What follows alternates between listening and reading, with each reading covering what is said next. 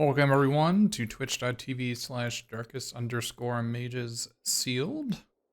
Testing for the Arena Open and the PTQ this weekend at MTGO, so doing some sealed. And looks like we're gonna be probably green, black, blue again. Or either that or red, white, right? I think it's pretty common for red, white to not be good in sealed in every format. Let's see, what do we got in white? Not two celebrants, but nothing. No princess takes flight. Blue has the fairy, hatching plans, and quick study, transmuter. I'm not sure. I haven't played with this card yet. I don't know if it's any good. Black has candy grapple, fairy fencing, which we have some fairies in blue, right? We have at least one fairy in blue, maybe two. And then for red, we've got Torch the Tower, Godric, and that's it. I don't like this card at all. I think it's pretty bad. We have Brave the Wilds, Root Rider Fawn, Dread Knight, Garrick's Uprising. Huntsman Redemption is great. Got some 4-power creatures. Gingerbread Hunter, Prophetic Prism. Alright. So I think green is probably one of our better colors. Like, I think we want to be... We want to be green-black? I guess our black is actually kind of bad. It's just candy grapple and cards I would rather not play. I mean, this is okay, but... Candy grapple and cards I'd rather not play is not a good combination. We have this Garrick's Uprising. We have 4-power creatures in green, so that's really impressive. That's not even including the fact that we get to, like, pump a creature and then have it be 4-power afterwards, right? So that's impressive. But I don't think there's really any 4-power creatures anywhere else in my pool. There's, like, I guess, Earth Elemental. Maybe Godric works with it. It might. If it's the second permanent, it might. That's a rulings question. So I think green is definitely happening, right? So I'm gonna go ahead and add some green cards. Tangle Span Lookout, I'm not sure about. We'll have to check. Definitely playing these. Likely playing the Prism. Oh, we have 2 Gingerbread Hunters. Okay. That makes Garrick's even better. I'm likely playing the Brave the Wilds as well. So we're definitely gonna be playing. We're definitely playing Candy Grapple. We may not be playing very many other black cards, but because we have Gingerbread Hunter and Brave the Wilds, we're gonna be playing Candy Grapple at the very least. After that, where do we go? I think the UP's okay. I wouldn't be unhappy to play it. This card, I'm less sure about. It's like, you know, you can't really play it on turn 2 or turn 3, or, I mean, even turn 4, it'll be maybe a 2/2. It promises much more than it delivers. That's kind of how that card goes. So Hatching Plans seems like it has some potential in our deck, and so does Gadwick's First Duel. Because with Gadwick's First Duel, we have Gingerbread Hunters, as well as Candy Grapple, Brave the Wilds, Return from the Wilds. So this seems like it could be a card we could work with. What else does blue give us? He gives us these Stormkill Prowlers, which could end up being 4 power. It gives us a Sleight of Hand. This Mirror Curse Fairy is fantastic.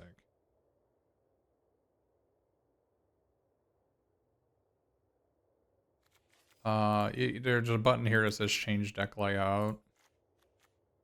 You can also do this and do T:CR to to view it like this. This is somewhat better way of viewing things for some people. Yeah. So maybe we can work with this.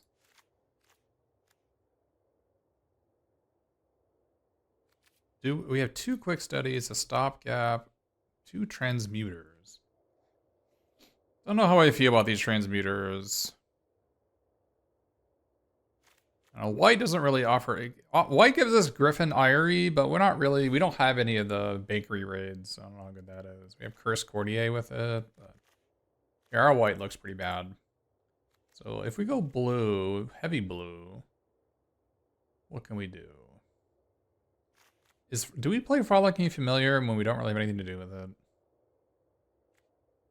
Seems like a whole lot of Windrake.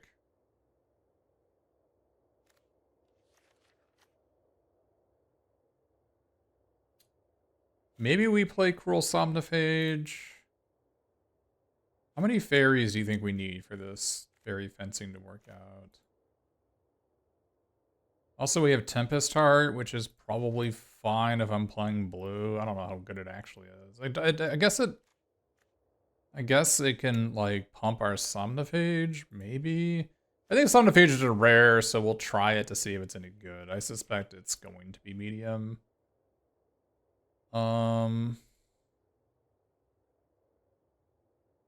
If we play the Stormkilled Prowler, the fairy fencing becomes more attractive. We did learn earlier that fairy fencing does not work with Gadwick because the copy wasn't cast. So that's not great. When you cast will give -5/-5, and then the copy will give -2/-2. Not fantastic.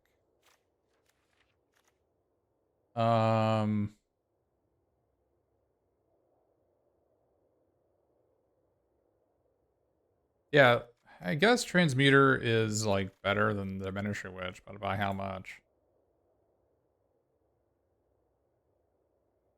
And how do we feel about Ice Out? I guess we probably need ways to sacrifice hatching plans. So maybe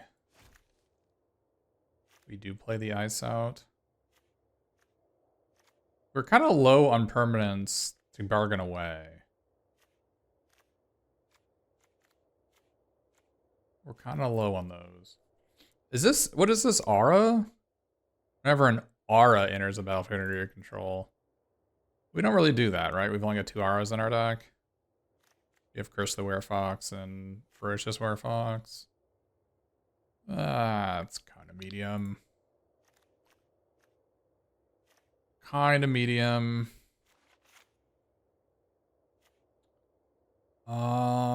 So maybe we want to play Fairy Fencing if we want to play Stormkilled. Well, Fairy Fencing when you don't have the Fairy... Oh, there's another Tempest Heart we could play. That makes me really want to play 5-drops. So it would make me want to play the Attendants, which is a fairy. And it would make me want to play Fairy Fencing.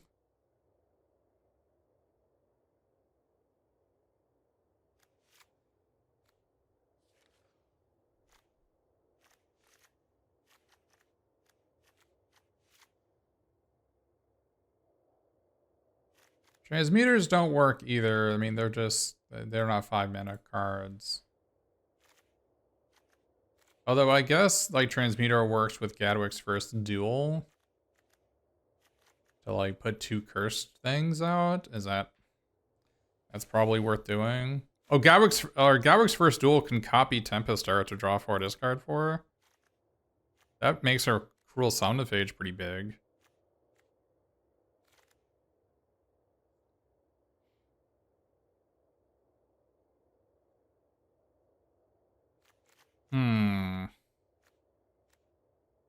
We can also copy Dread Whispers. That's pretty good, actually.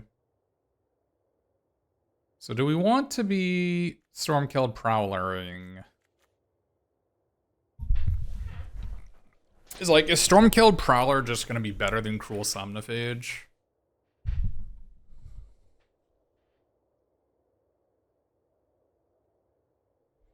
Oh, you're saying that Vantress Transmuter works with our tuna green aura creature. I see. I see. Okay. That does sound good. Is that better than Tempest Heart?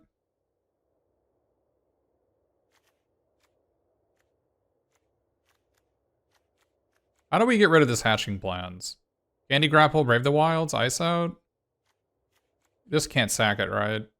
No, this only sacks creatures. That is not enough ways to sack this, right? Seems like it's worse than Quick Study at that point. I mean, we could play Diminish a Witch, but I think Diminish a Witch is like a pretty bad card. Although I guess it does get better if we're playing the Tangle Span Lookout. Oh, we could also play Troublemaker Oofy. I'm not actually sad to play this one.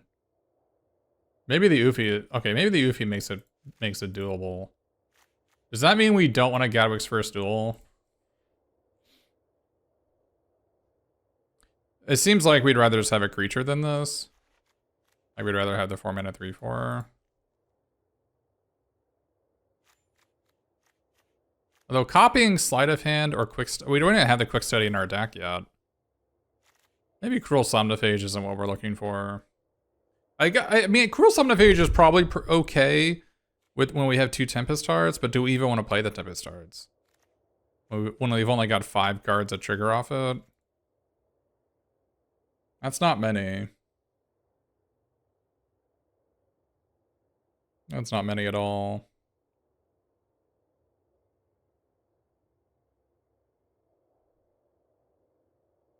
It's a rare, so maybe we can try it out as a rare.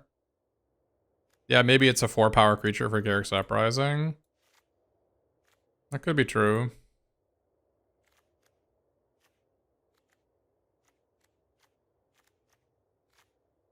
Maybe this Ice Out's not it. Our blue is looking suspicious, honestly.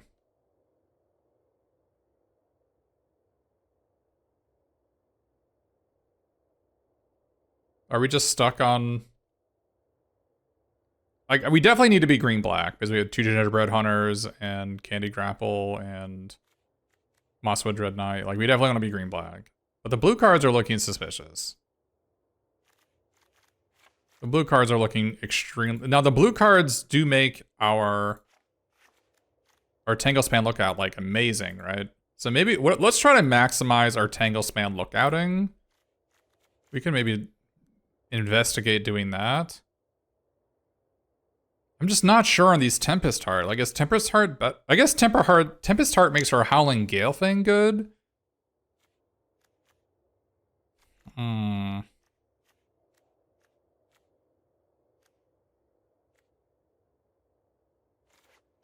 Our Brave the Wilds just, like, doesn't have targets, right?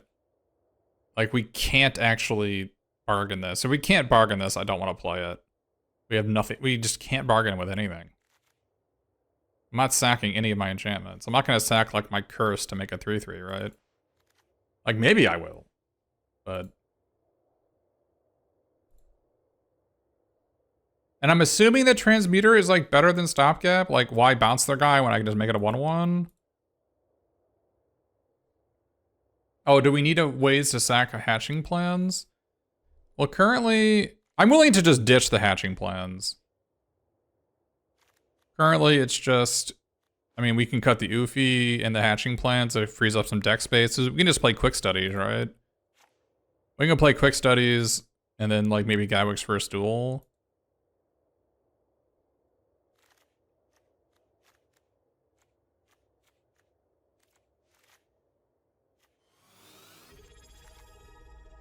What if we do that? Hey, Louisiana Shibe, thanks for the sub, appreciate it. Now we don't have any Tempest Hearts in our deck, though. Is that bad? Is Tempest Hearts... The Sleight of Hand makes our Gadwig's First Duel better. But maybe we don't need to worry about that.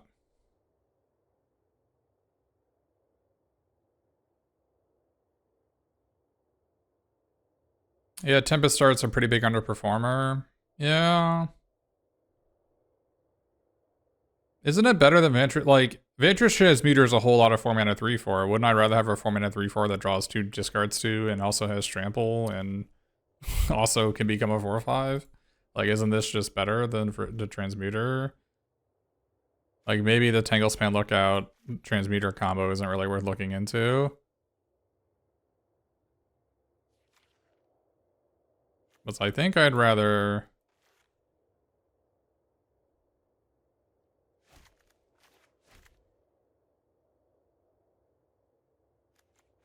I think I'd rather do something like this.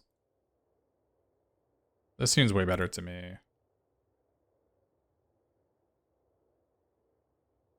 Stockpiling Celebrants, what am I bouncing? I have nothing to bounce. Oh, where's my Tempest Hearts? Or I gotta play. Tempest Hearts gotta be better than this guy, right?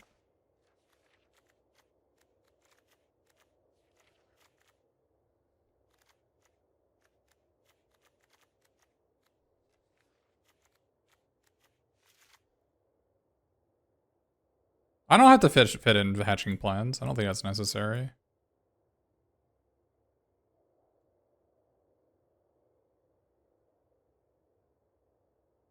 I think I can just play Gabwick's First Duel instead of hatching plans. Because Gabwick's First Duel works with a bunch of cards in our deck already. Maybe we don't need to play Stopgap.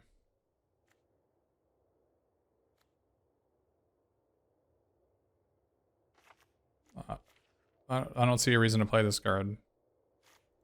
I don't think it's worth splashing for that. Isn't Brave the Wild's better than Forest? No.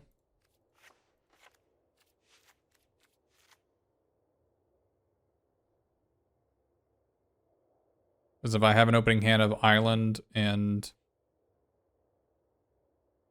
It's not better. Distrust. If I have a hand in Island, like... If I have Island, Brave the Wild's, Prophetic Prism, I'd rather just be an Island, right? Or like... Swamp, Brave the Wilds, and Mosswood Dread Knight.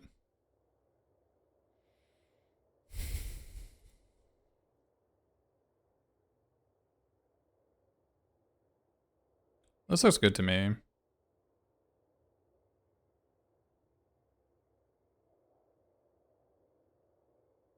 Wouldn't mind one more forest. Maybe I can take out an island for Brave the Wilds for one more swamp. That would be the answer here. I'm kind of low on anything to bargain it away. I feel like the card's just not good enough if you can't bargain it away though. I guess it works with Gabwick's First Duel. Lets us draw 2 lands. Yeah, maybe. But with 2 Tempest Hearts, like, you know, this can help us get to our 3rd land, right? So maybe this is fine.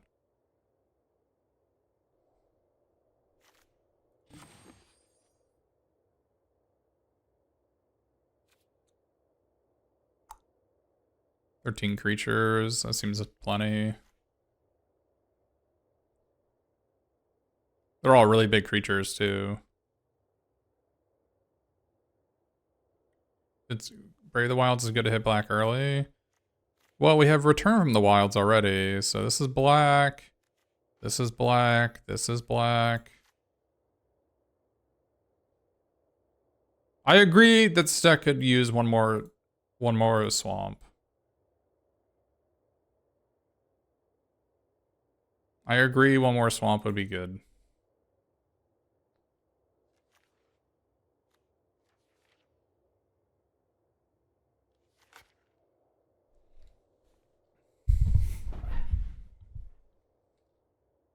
Three mana 2/2. It doesn't get a counter, it just +1/+1 temporary. It's just Windrake.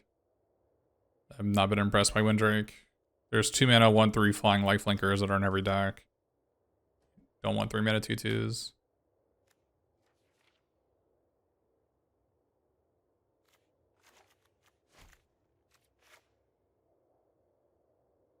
Alright. Taking out Island does make our, like, Mist Curse Fairy worse, but I think we'll be okay with that. I think we could definitely board into a deck that it has a lot of curses in it. I just don't know if cursing our enemy's creatures is really where we want to be. I guess it really basically depends on whether Tempest Heart is a playable Magic card.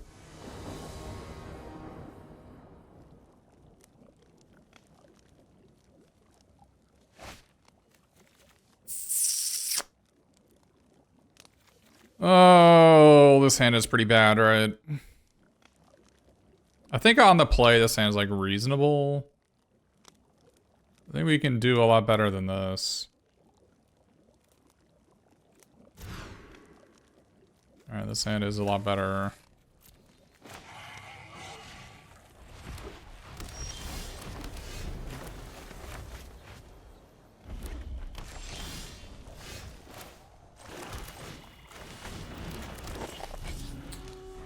Well, they don't have an instant, it seems, but they didn't get a priority window. Alright, they must have just drawn that. The old quick study EOT.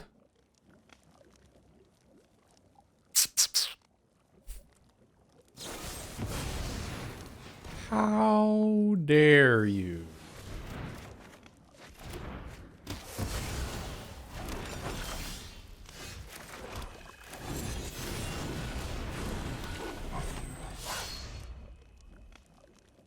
You ever been impressed by it? Yeah, I mean, that's why we didn't do it.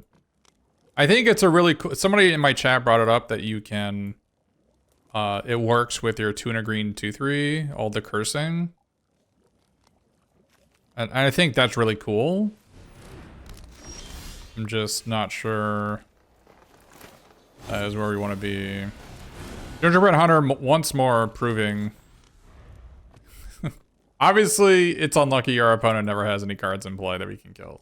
Clearly, just unlucky. Okay. Do you think our opponent's going to be surprised when they realize we're a green-blue deck?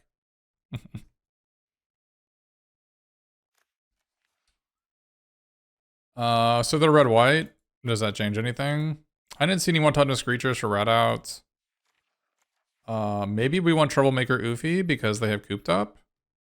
Although we don't have a lot of things, like I said, we've had a problem of not having permanents to sacrifice. But maybe we'll be able to figure something out. Maybe it's better than Cruel Somniphage against red-white aggro.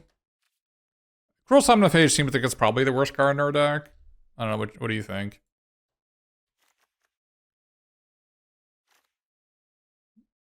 Maybe, like, I don't want to cut over his attendance when you have 2 Tempest Hearts. It was a good mulligan by our part. Well, the game is going to be mulligan, I think.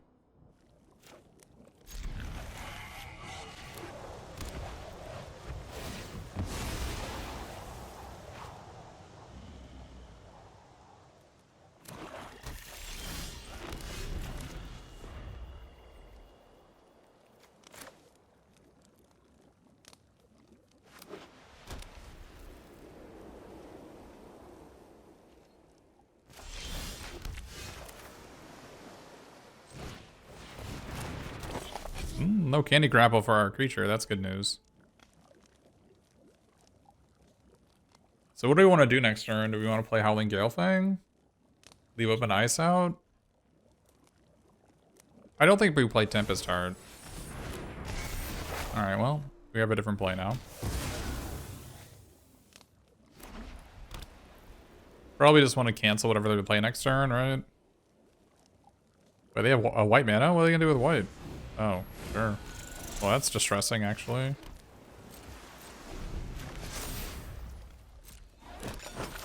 Do I need to, like, Tempest Heart looking for black mana? Guess we'll see what they do here.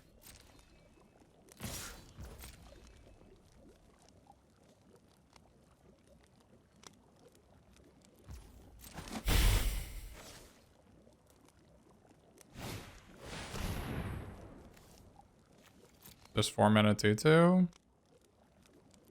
4 mana 2/2 menace. It's gonna be a 3/3 menace actually and scry 1 next turn, so it's probably worth countering.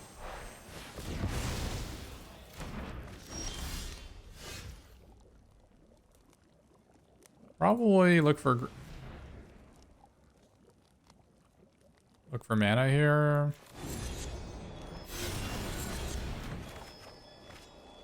That's pretty good.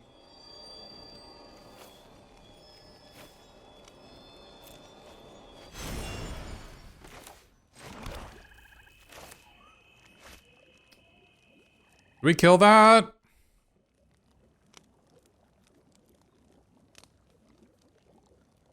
The problem is that it's gonna get a wicked roll. Obviously, a gingerbread hunter would prefer to have a creature to kill, but that is not the world we live in. I don't think it's worth taking 4 damage. I'd take 3+1 to do that, right?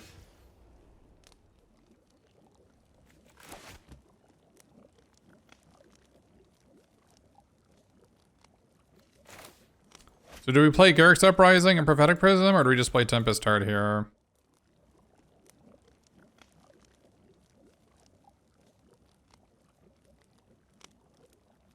I'm not concerned about 3/1 flash, to be perfectly honest. I think we just want to play the Garrick's Uprising. I guess if we could draw Cook Study, that'd be a better draw, actually. Or we can leave open Gingerbread Hunter. Although they haven't played anything yet. I guess there's actually no reason to play Garrick's Uprising, because it's not drawing a card right now.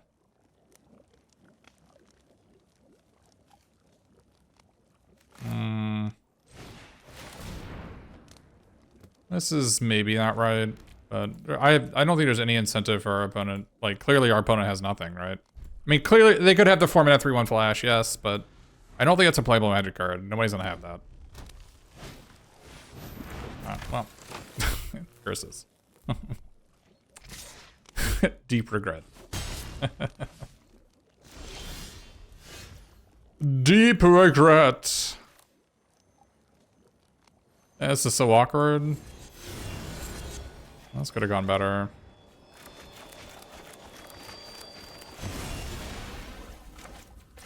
I think we hold on to this forest, right? We can't play our Fairy Fencing for 2, but there's discard spells aplenty in the format, so there's at least 4, and they're all main deckable.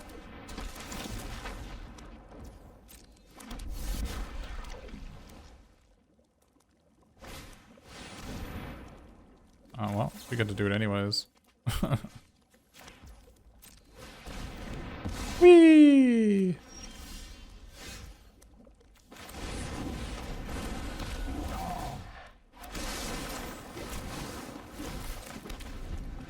I guess it also makes sense to hold on to lands because we have another Tempest Heart in our deck.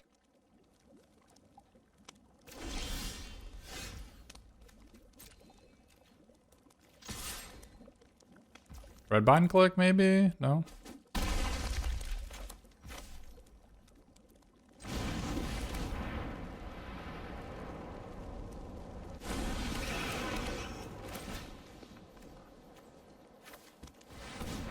It's probably better to get a land out of our deck than it is to make a food. They're both like pretty mediocre outputs. I think filtering a land out of our deck is probably worth something.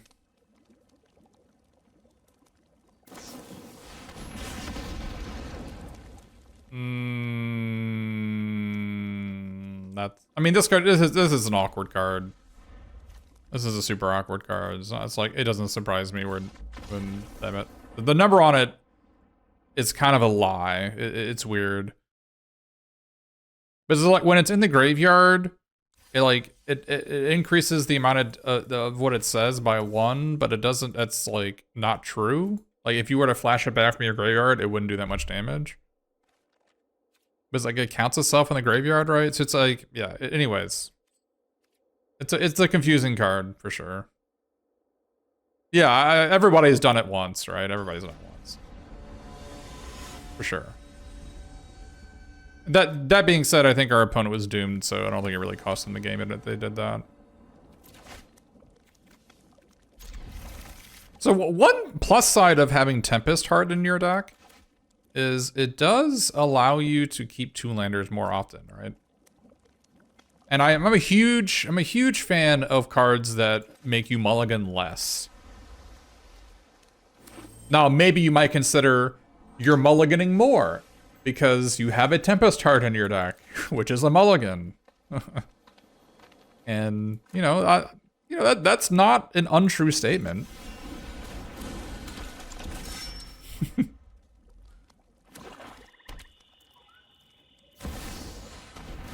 Oh dear.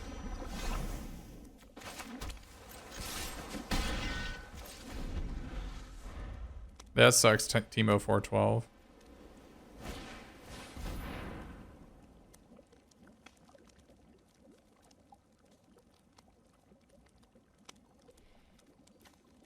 You're in the way of progress.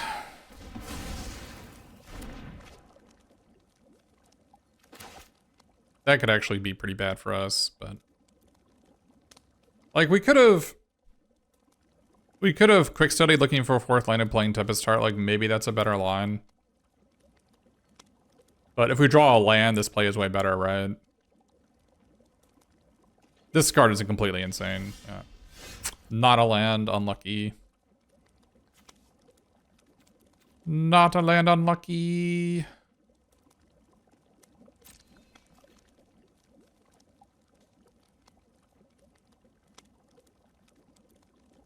Come on, bro. Come on, friends. Let's not... There's Tenacious Tome Seeker, so it does make sense to, like, start exiling stuff. I took out an island for this Brave the Wilds, so I don't know if it's better here. It probably is.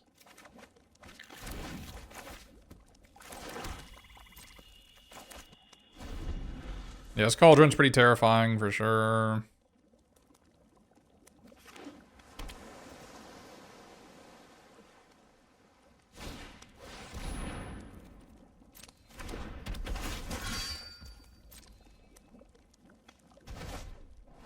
Oh, Tenacious Tome Seeker is a fantastic card. Well, the fact that they did that means that I'm free to attack with my 3/2 this turn, right?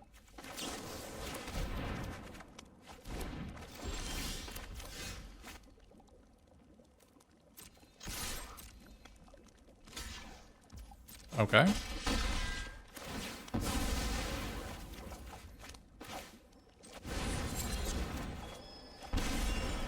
I actually thought it might have auto-tabbed my forest and I was gonna rage here. That's alright. They did not do that.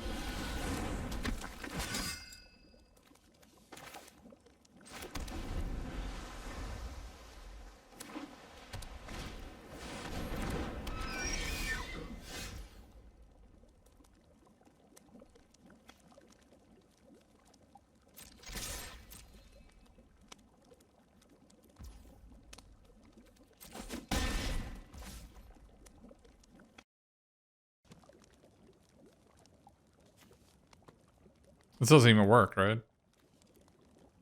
Oh, it does work.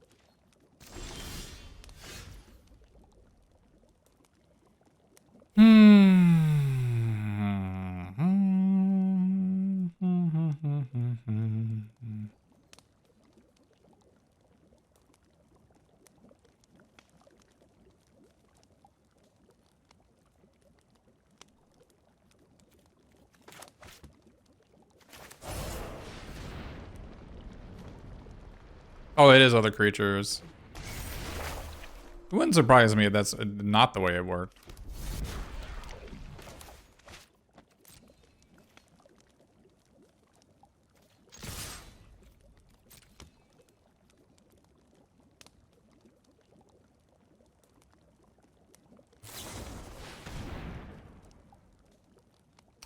How dare you?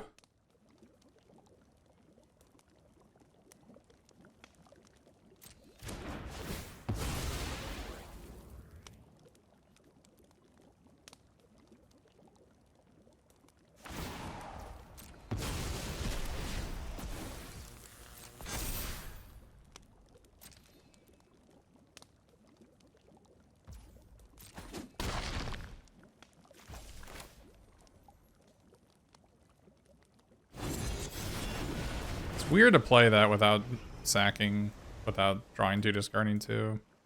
But I guess it's like fuel for the Soul Cauldron, which is not really what I want to be doing. Although maybe they just have infinite fuel at this point, so it doesn't matter.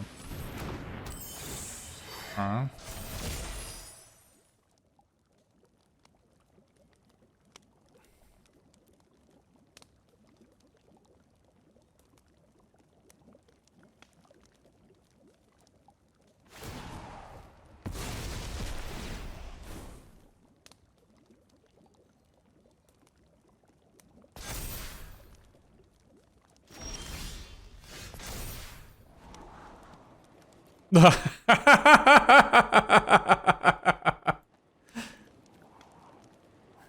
We're gonna board this card out.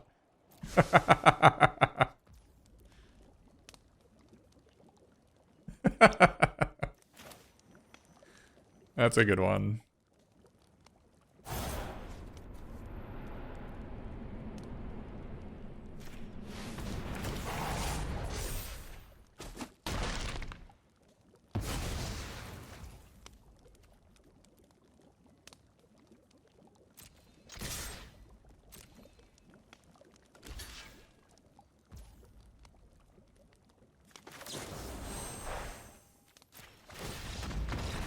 Okay. We found our target. Get out of here. Probably want the Troublemaker Oofy. Get in there. We probably want to maybe have some cursed rolls. I guess there's a cursed. This is a thing to sack, I guess. I was thinking, like, do we want the 4 mana 3 this thing to like create a cursed roll to sack to our T2, but probably don't need to do that. We'll probably be able to use our Gingerbread Hunter's food token to bargain if we need to.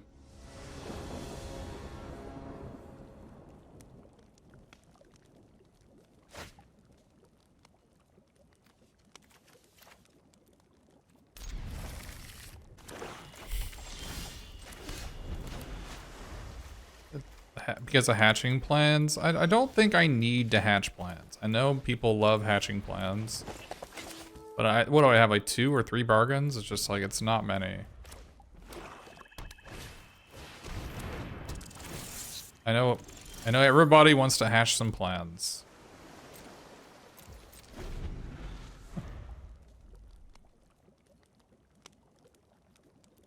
But I've got 2 quick studies in my deck already, like.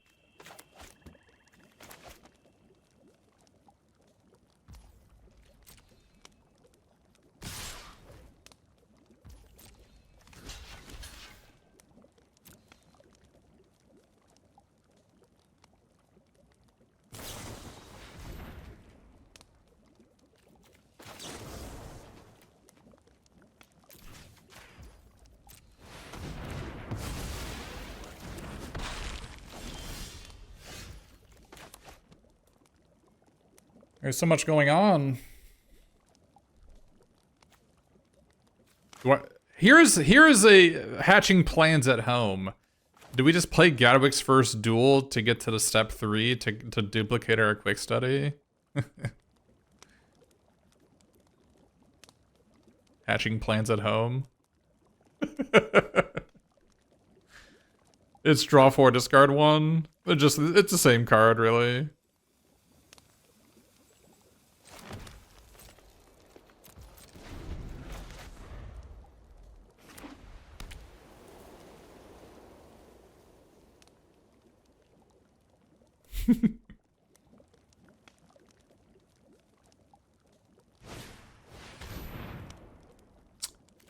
All of our plans.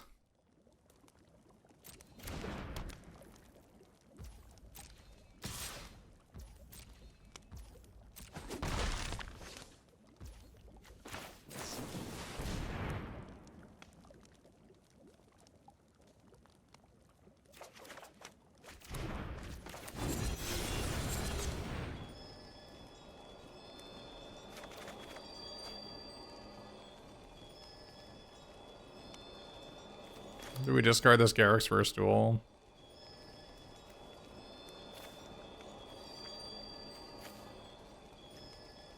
I think we do.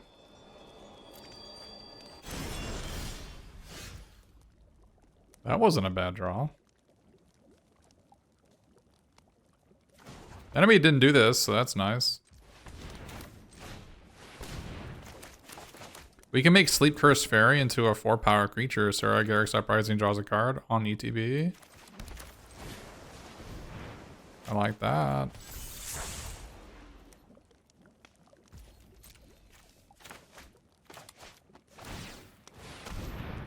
Yeah, they should. I think they probably should have main phased that.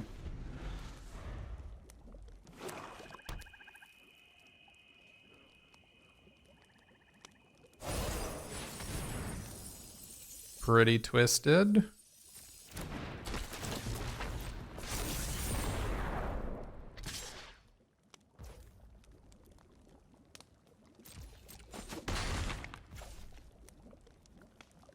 So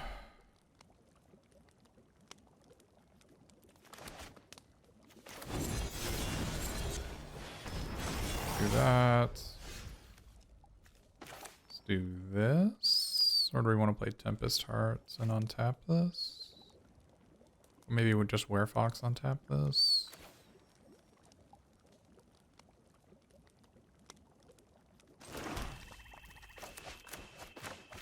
Taking 7.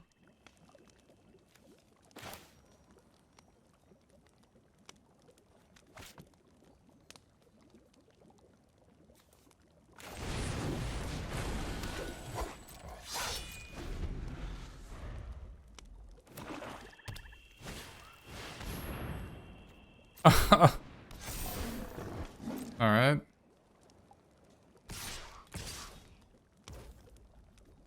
Okay.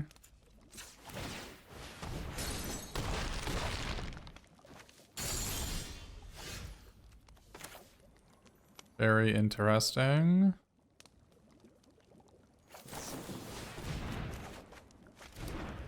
Very interesting.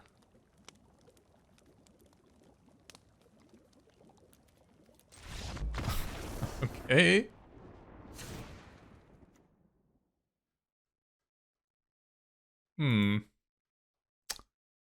Kind of stunk. Wasn't very appreciative of that.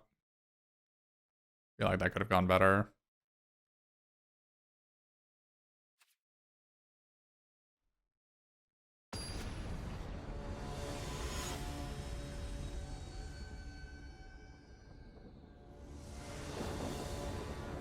That did not seem like a losable game, but turns out it was very losable. I mean, we didn't draw removal spells, so there's nothing we could have done about it. But.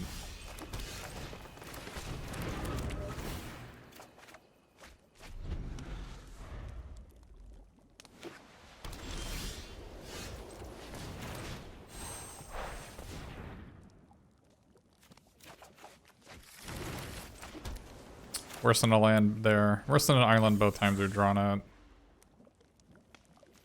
Still think it's probably right to play it, but...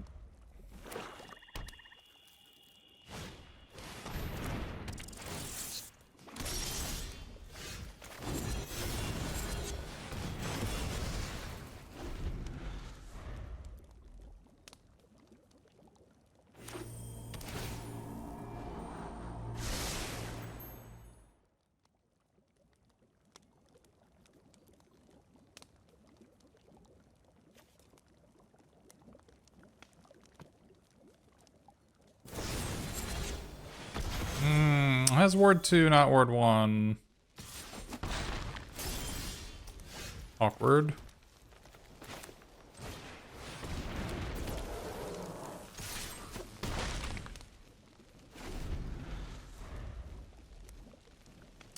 I don't think they're winning this game anyways.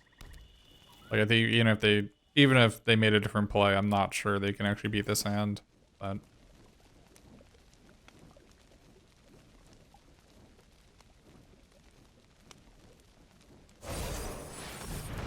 I mean, they could have Archon again. That is certainly a possibility. Land? Yikes.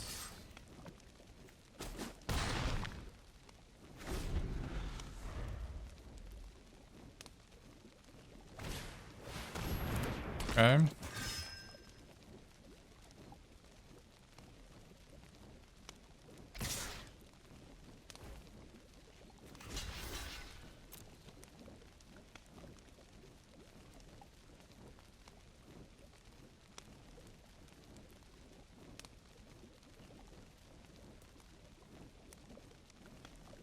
They showed us +2/+2, right? So might as well not walk into it.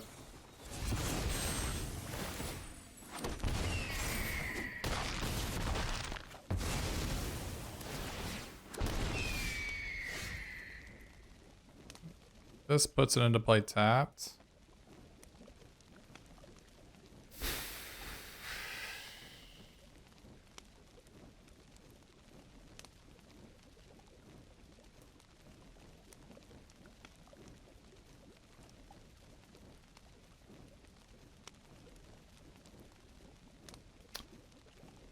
Yikes! This Breathe the Wilds has been much worse than an island, because we also took a land out of our deck when we needed to draw one. It may not have mattered this game.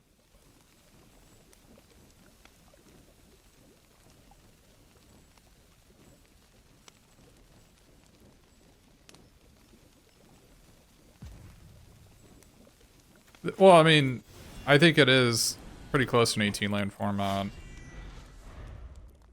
But, I mean, this deck is running a bunch of cantrips and 2 Tempest Hearts, right? So 17 lands seems fine.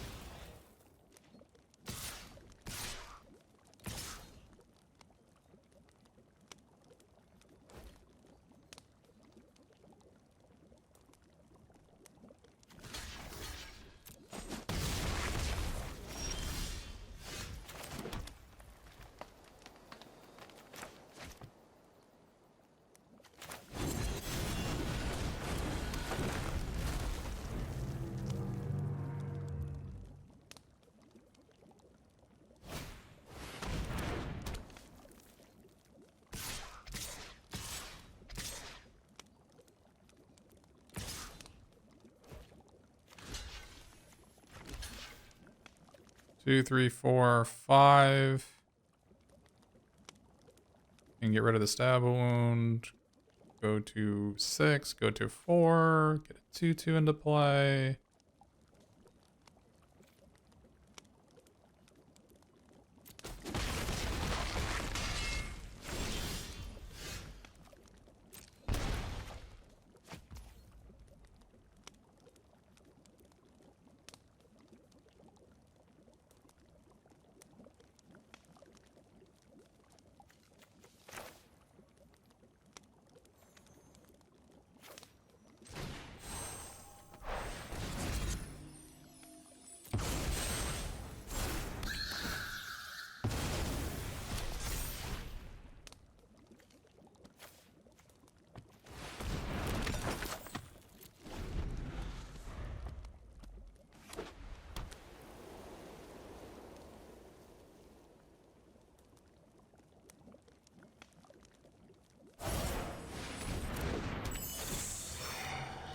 That's good. Don't know how good.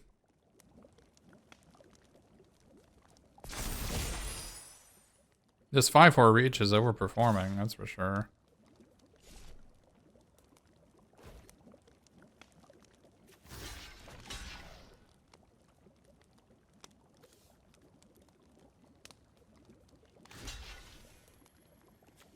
Just go to 1 here.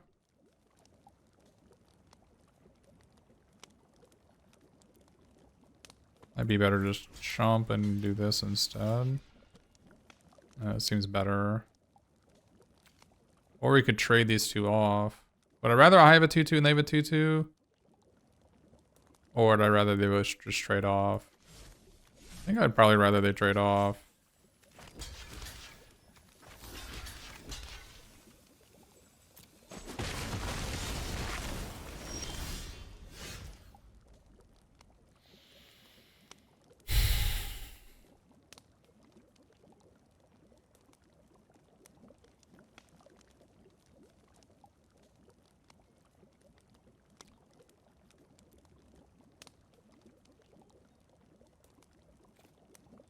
When I bought the 2/2, does it get, it just turns into a 1/1 if I block it, right?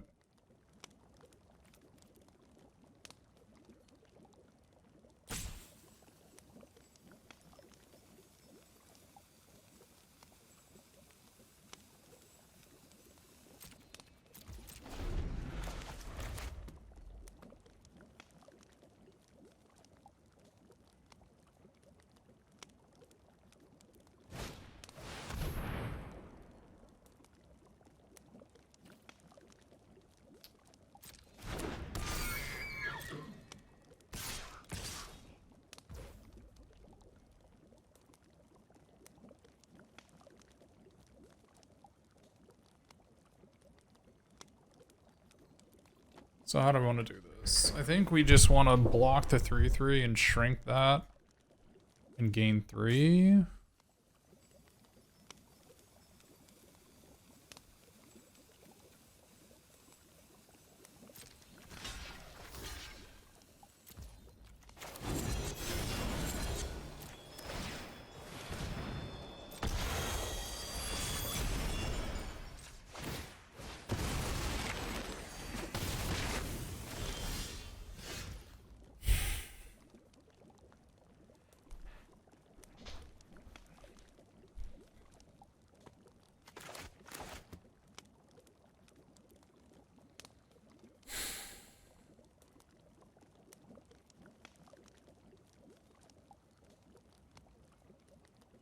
I try to draw a removal spell for the Archon.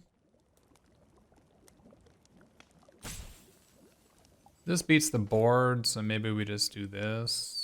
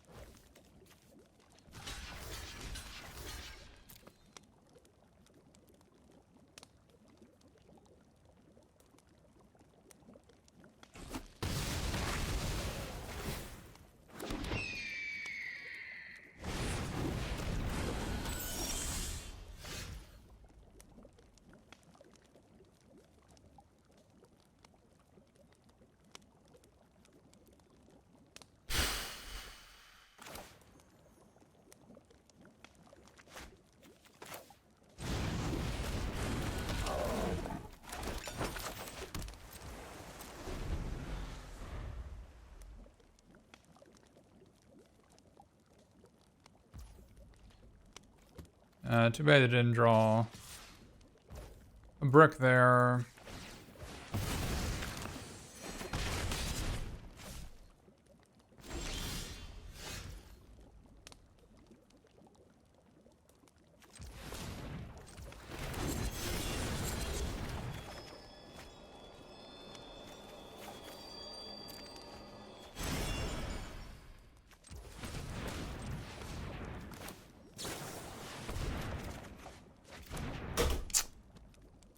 Man,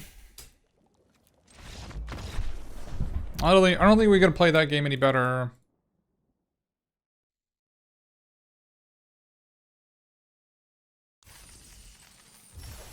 I think the Braid the Wilds not being an island cost us the game. We didn't have 3 mana on turn 3. That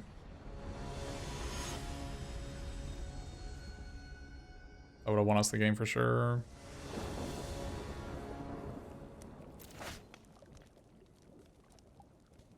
Brave the Wild's not being an island again. This is an easy key, but this is an island. I think Brave the Wilds needs to go.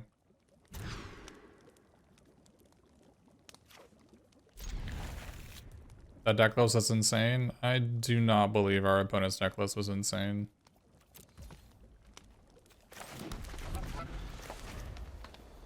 They were just creatures with no draw twos and a rare. Seems like they have no way to win if they don't draw Archon.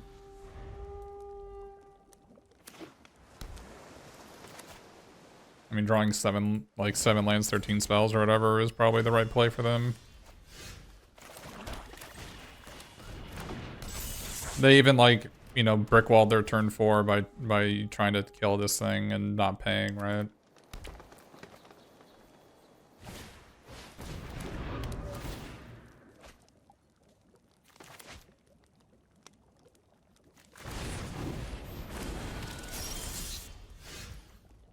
This card just looked pretty bad too, but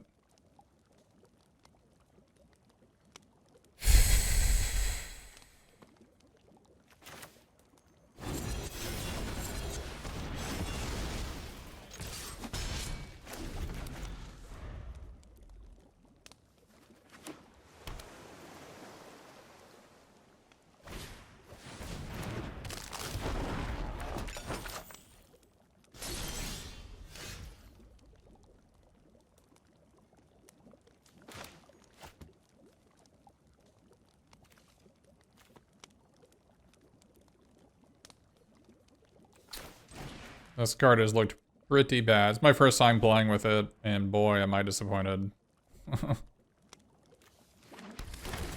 I am not happy.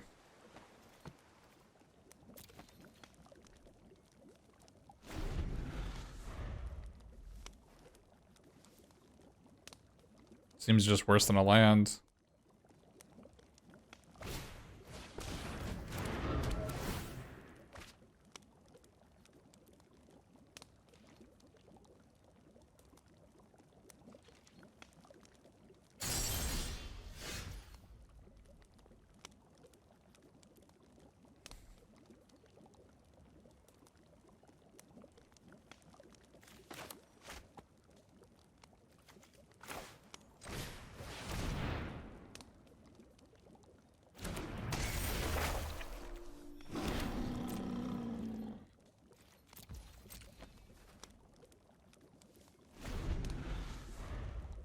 Spell stutter, maybe?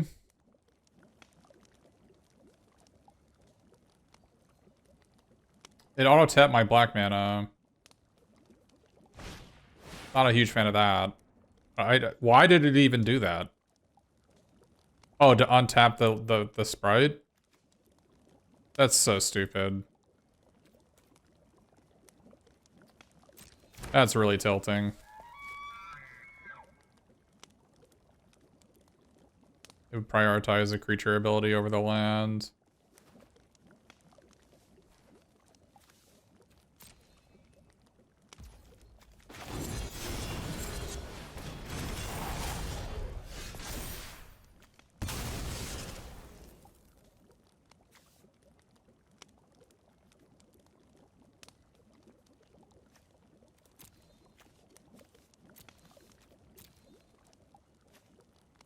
This is kind of medium, but we're full of medium plays today.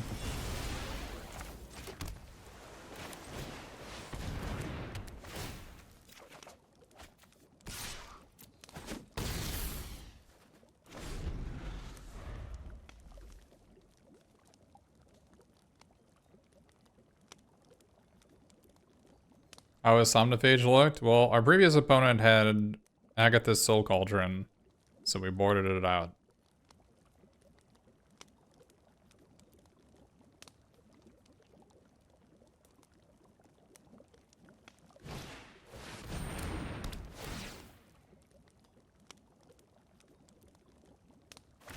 What are they doing? I guess that's... I feel like killing our 3/3 is probably better. I don't know. What do I know?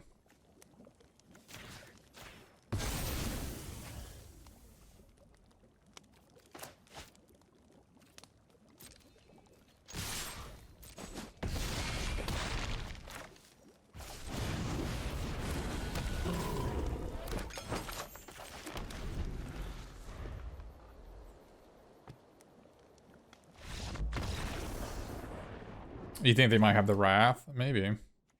So far, I've wanted this card every game, and plus we also have a Huntsman Redemption to go search for it, so maybe we just want it. And I think maybe we take out this thing for an island. I kind of don't like Return from the Wilds, but if I took out another Black Source, then...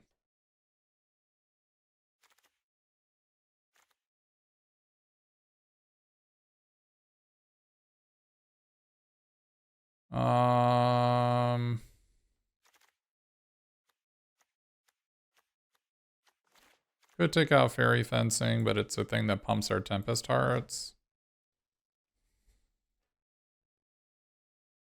Take out Return from the Wilds for literally anything. That could be reasonable. Take out Return from the Wilds for Brave the Wilds, I guess. Or, I mean, I think we want to be 18 lands. But so we take out a different card?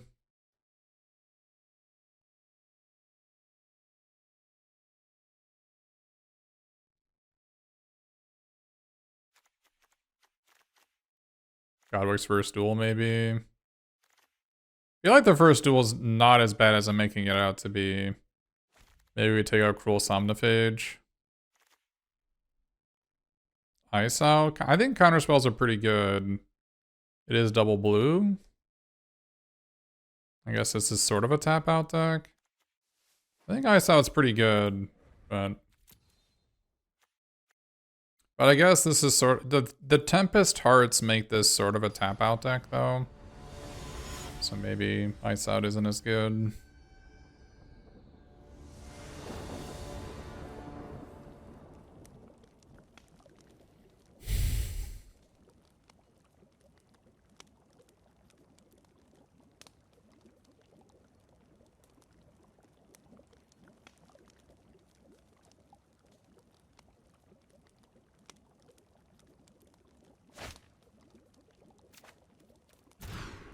Maybe that previous hand was a keep.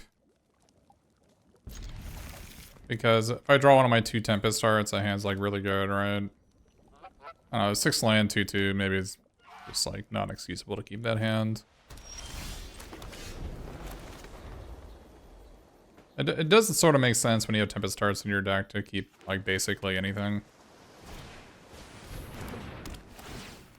Although, maybe that hand the last game didn't count.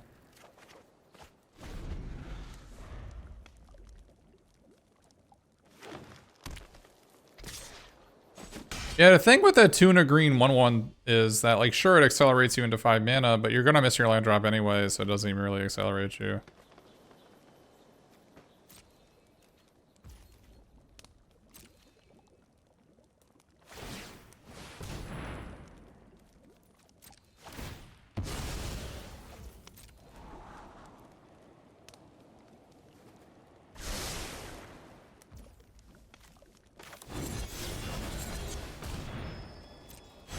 There's a chance they play something like Besotted Knight on it, but I think it's far more likely they have some way to save it.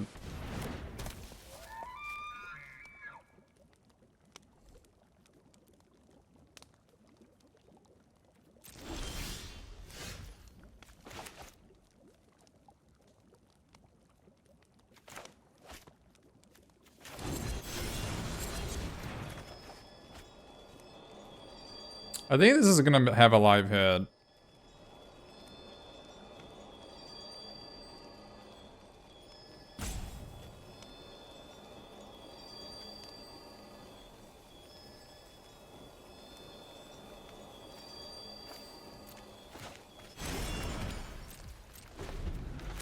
Maybe keeping the second Tempest Star is kind of a spew.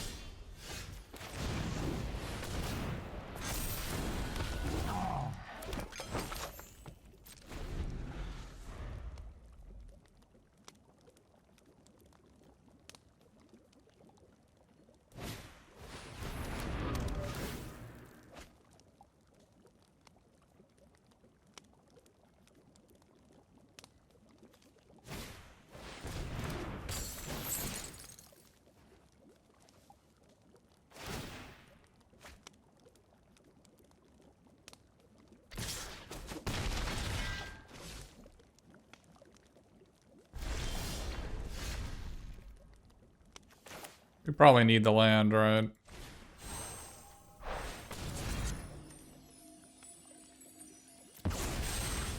Or rather, we need the food.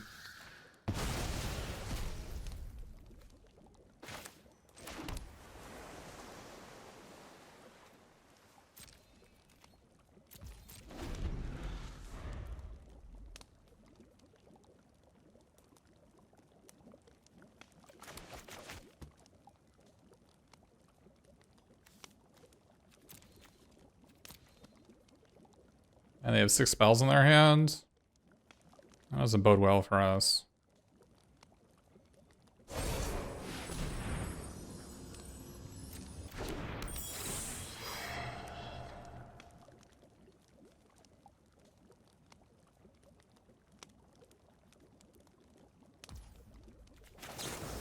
Well, that worked out rather well for us that we waited.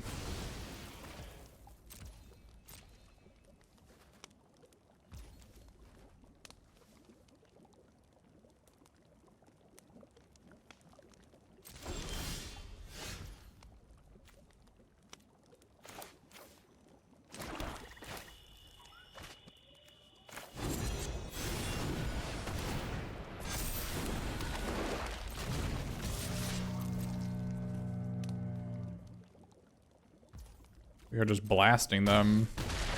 Tempest Heart beatdown.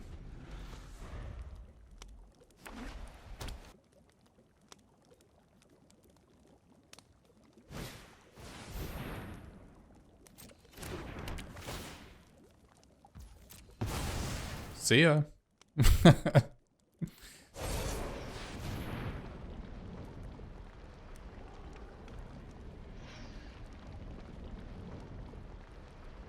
It's actually not that terrible because our Tempest Heart is still alive. The mighty Tempest Heart.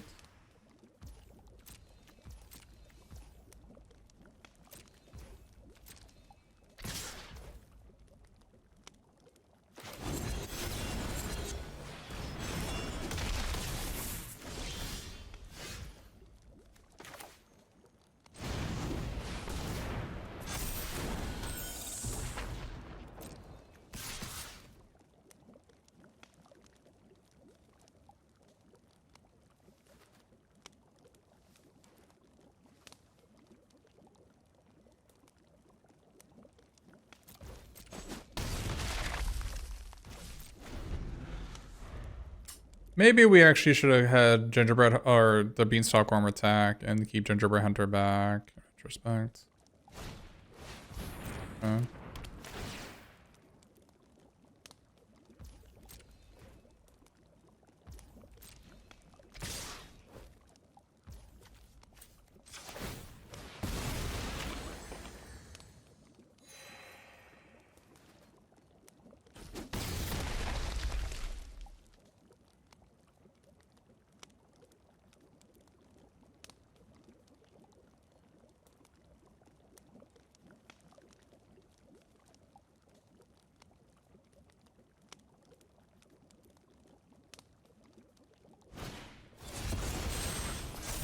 It's back.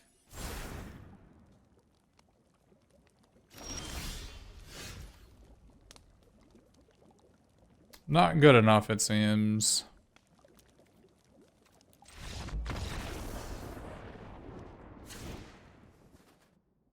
Maybe playing the discarding a Sleep Curse Fairy was maybe wrong. I don't know. Instead of the second Tempest Art. Who can tell?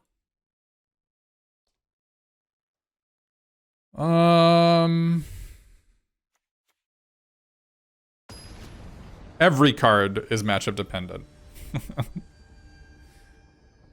So saying that for Asinine Antics is, one might even say asinine.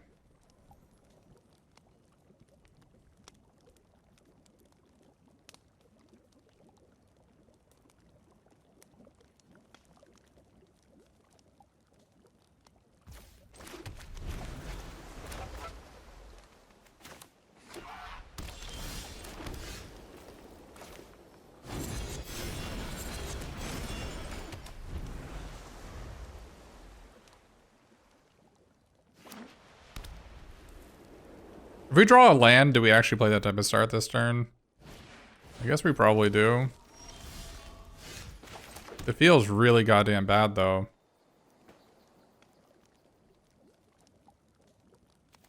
We probably play it. I think it's... The thing is, I think our opponent is just like a Terminate deck, and I think trying to get out there fast is not a solution. I think not running out of cards is a better course of action, but you know, we entered that game with a Tempest Star in our hand. We have historically not had a problem having like ending the game with not enough gash, right? So maybe it doesn't matter.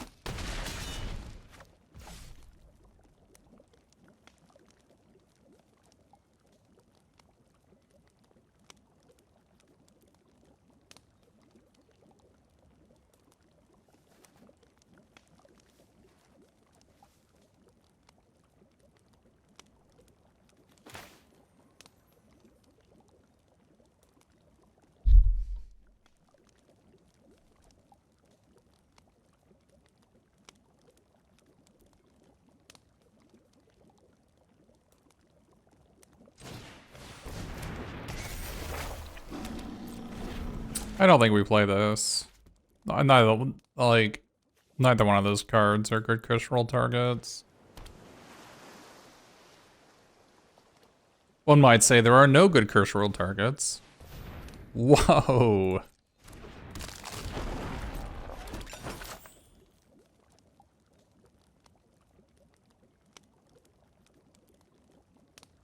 Huh.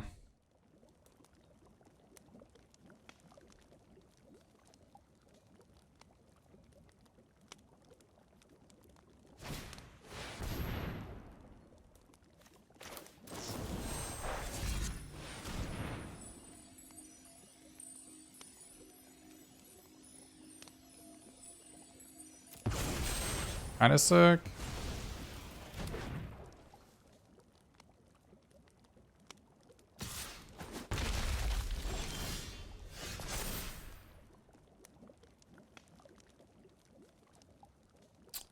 We could go find Tempest Art here, which doesn't seem terrible to me.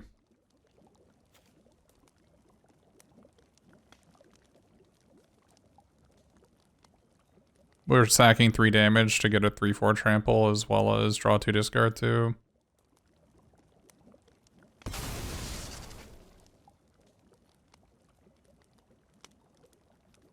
Gotta get Mosswood Dread Knight. That seems worse than Tempest Art to me, though. I don't think getting a Gingerbread Hunter really helps here. I want to have 2 creatures in play for next turn.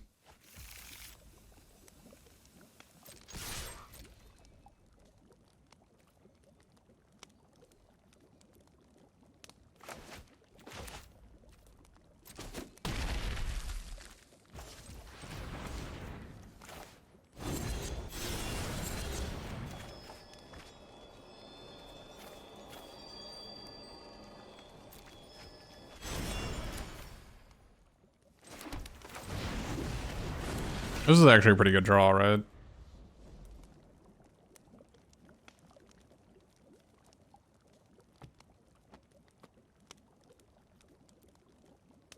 I think Tempest Art is a much maligned card. I've seen chat throw lots of hate at it. I think it's a pretty maligned card. I don't think it's actually nearly as bad as people make it out to be. Draw 2, discard 2 is a pretty powerful effect. Just attack on for free to a card.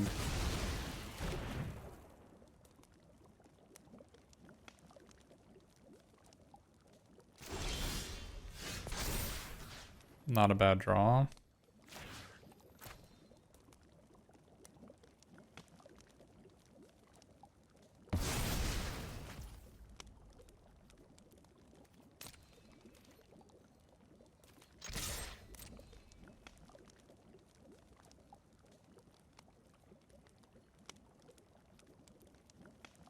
It has trample, so jumping doesn't seem great.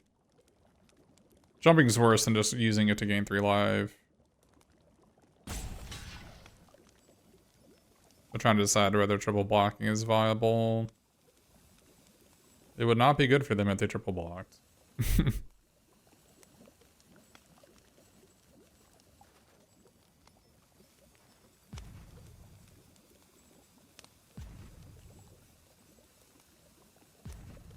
They know I have Gingerbread Hunter in my deck.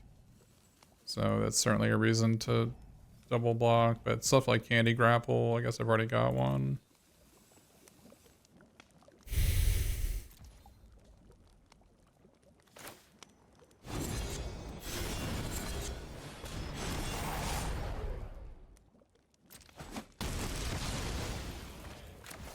Look at this sabotage!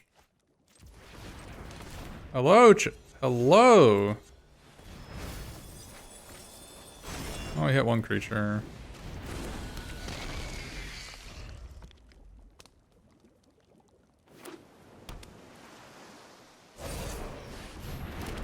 Oh, so it does work against Girl Somnophage. Okay.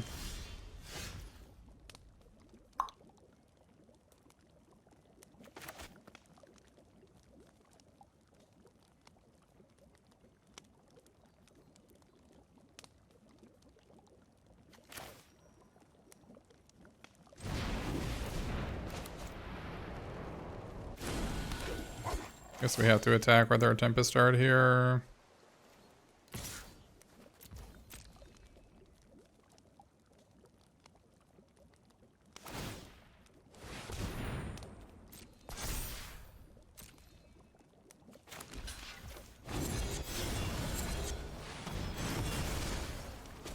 So if you're wondering why we had to attack with our creature, when they have open mana, they can sacrifice this to gain 3 life, which will counter this. And so I don't even get the 5/5 afterward. So by attacking there, I made my opponent tap down so they couldn't do that.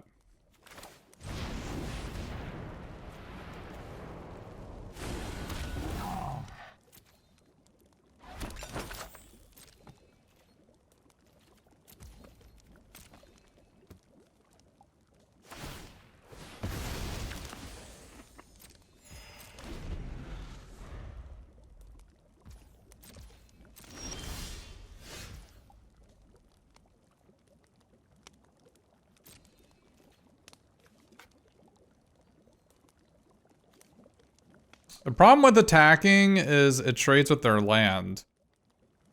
But maybe that's fine.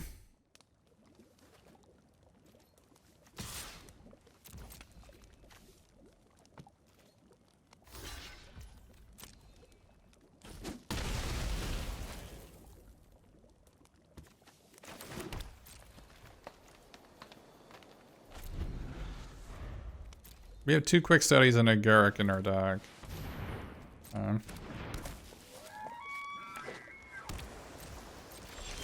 Hey, Greenzo TV, thanks for the sub. Appreciate it. That was a good draw. That was a great draw as well. That may have been best possible draw.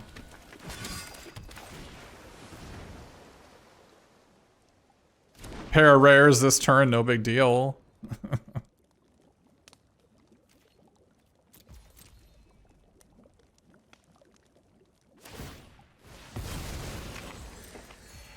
I don't think I want to trade these 2 off if I attack. I don't think it's a good trade for me. Although they did show us Charmed Clothier earlier.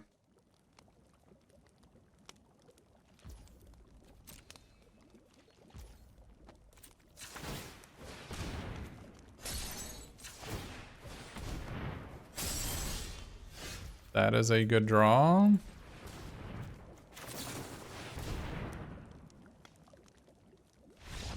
All right. Not bad, not bad, not bad. I wonder if we should just be main decking this Oofy. I kind of feel like maybe we should be. I think every deck has targets. This Return from the Wilds has been heinous, and so is this Brave the Wilds.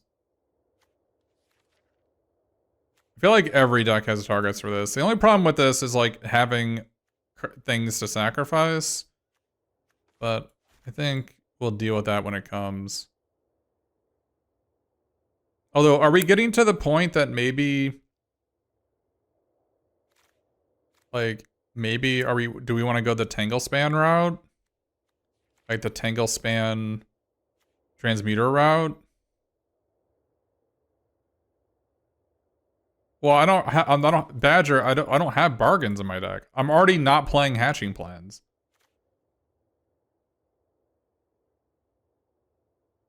The Gadwig's First Duel has looked pretty suspicious.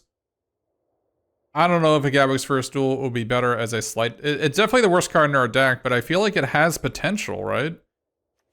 Like, it has potential with Candy Grapple and Maswa Dread Knight. And, like, maybe you don't want me to play Ice Out. That's reasonable. Maybe a more proactive card to be useful. I can believe that. Like, maybe there's like a stopgap would be better, or maybe just the Oofy is better.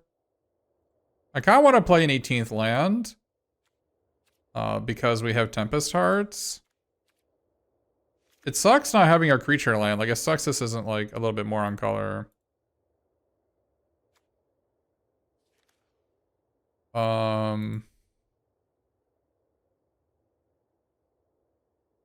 Like, I don't think Sleight of Hand is a bad choice here. Sleight of Hand also works with Gadwig's First Duel. So I don't think that's bad.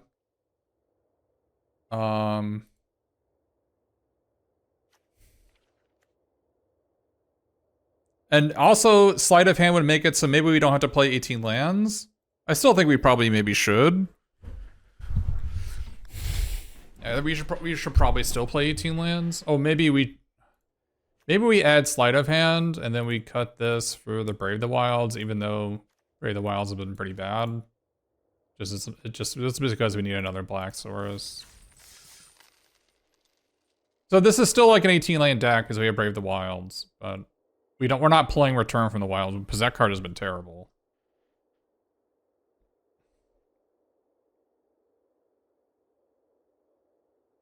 That card, like, there was a card in the Lord of the Rings set that was much maligned. It was like a 2 and a green 1/1, enters or leaves the battlefield, makes a food. And Return from the Wilds seems worse than that card.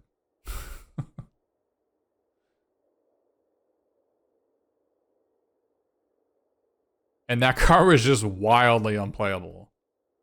I am really not impressed by it. Like, it feels great to play, but at the end of the day, you have like so many things to do. You want to double spell as soon as you can, and it's just like, you just so much rather it be a land and you played something else.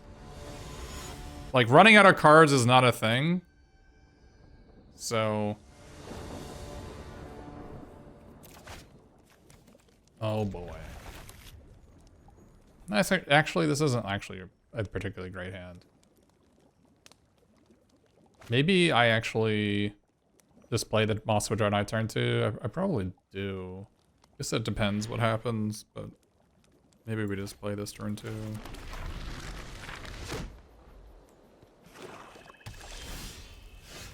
I think we actually just play it. The other option is we draw a card hoping to draw a green so that we can play this out as haste. Maybe that's better.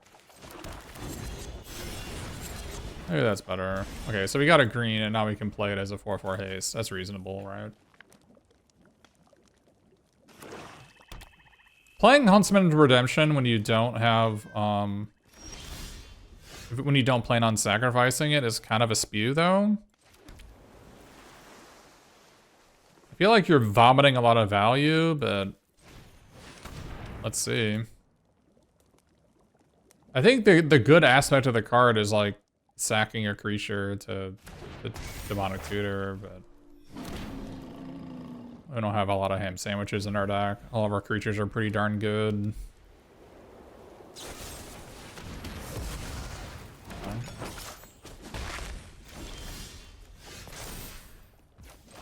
So we actually got to like tap out the whole game, which is kind of nice. This gets trample next turn, which is nice.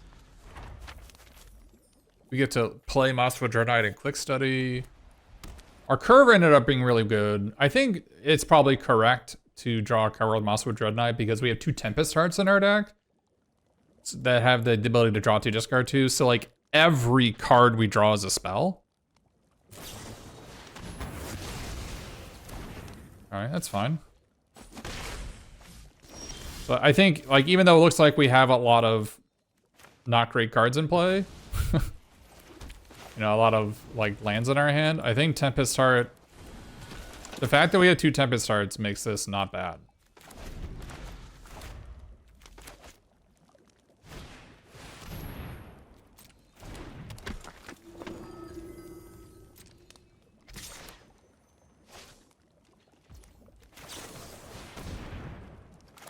Tempest Heart would be such a good draw here. Okay, well that... okay, that's actually not a bad draw. That's not a bad draw.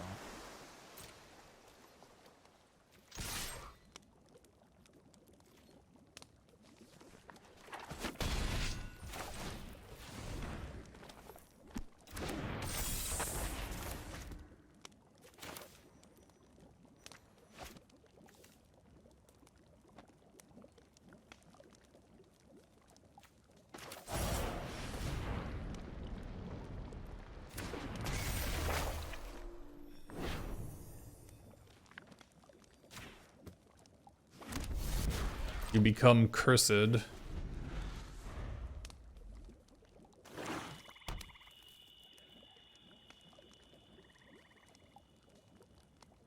Mosswood Dreadnought doesn't recur very often. It reads really well, but in reality, that's not how it plays.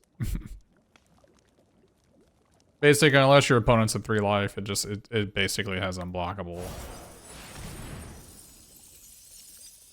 What are they doing? Oh, they're killing our Godwick. Yeah, I guess that's fine.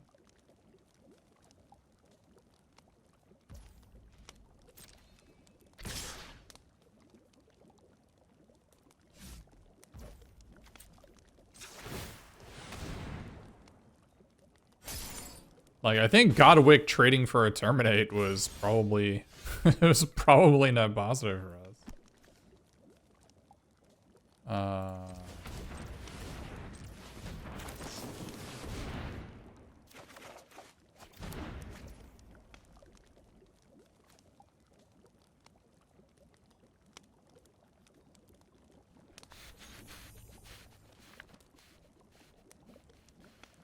So we can hit them for 6, or we can play Root Rider Fawn and hit them for 6.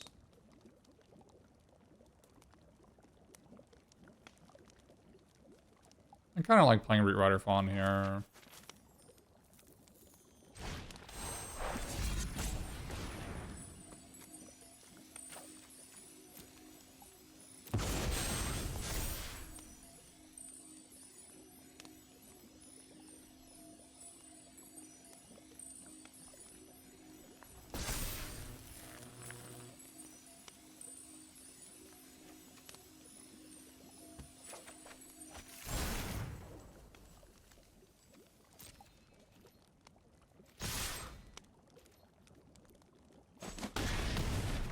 Oh, you think maybe they thought it to knock the aura off? Oh, I see what you're saying.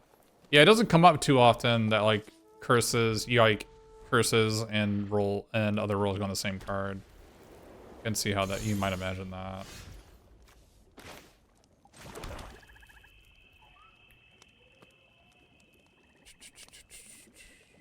So what's gonna happen? They don't get to scry 1 when this dies, but they will get a rat. All the cards that trigger off enchantments going to their graveyard do not work on themselves, which is really bizarre. But it is the thing that happens.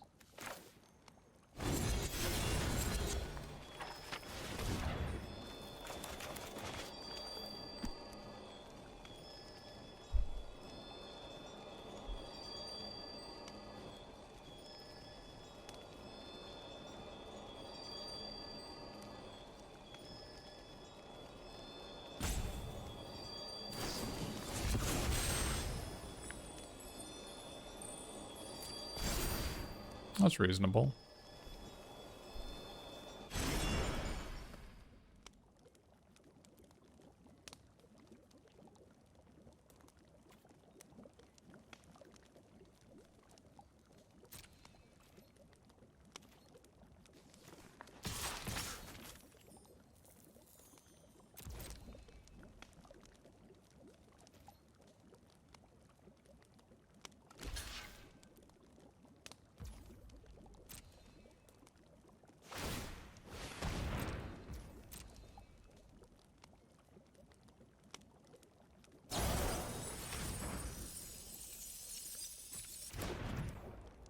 Okay.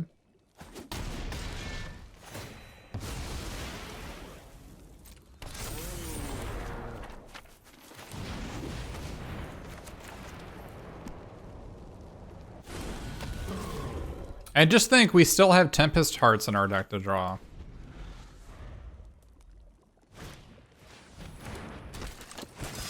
That's 5/5?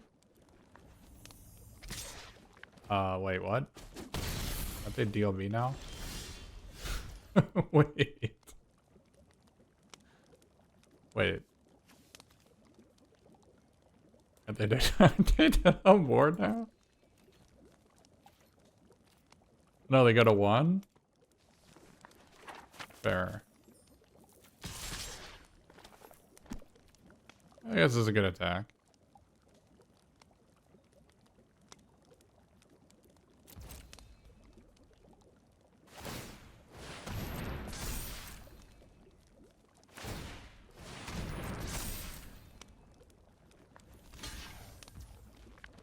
I could have probably attacked with Gingerbread Hunter and the Moscow Dread Knight. Oh, they were done on board because I had Trample, right? So this had to block this. Okay, maybe they were actually super dead. That's alright. Now that we're here, it's alright.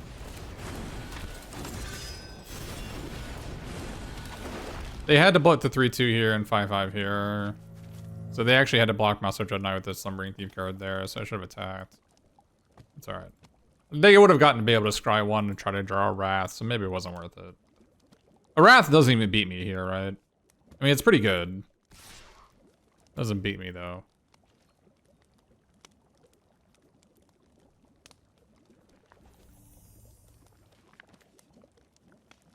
I have no creatures in there.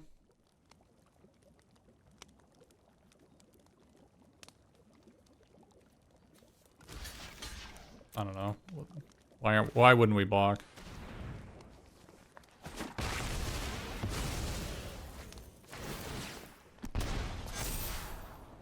Maybe they want to scry one looking for an answer to our Sleep Curse Fairy, the Prophetic Prism.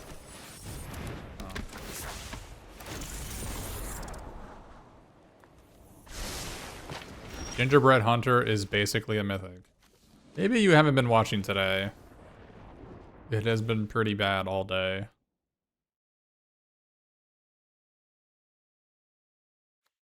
You probably have not been watching. You're probably one of those Hamlet glutton believers. Alright, alright. I've come around and I think Sleight of Hand you should basically always be playing it. Assuming you have at least 7 blue. I think it's just, it's that much better than your worst card, I think. So.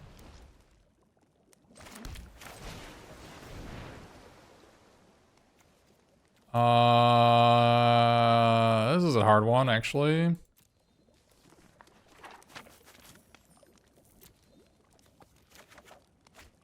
When I play, if I was main blue, I'd play both. I mean, there's a lot of blue cards that trigger off of it, so.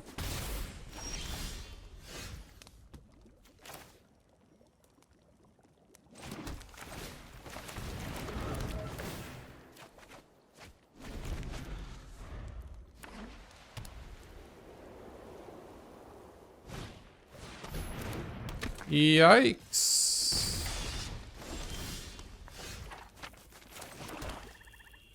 Not good, chat.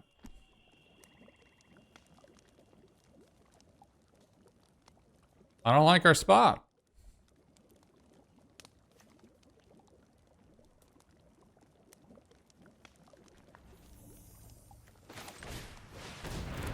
Probably need to play the Huntsman. I just need to play Centaur Courser here, I guess.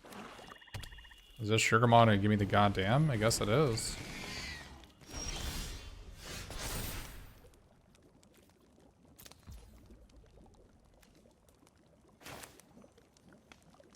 Probably need to...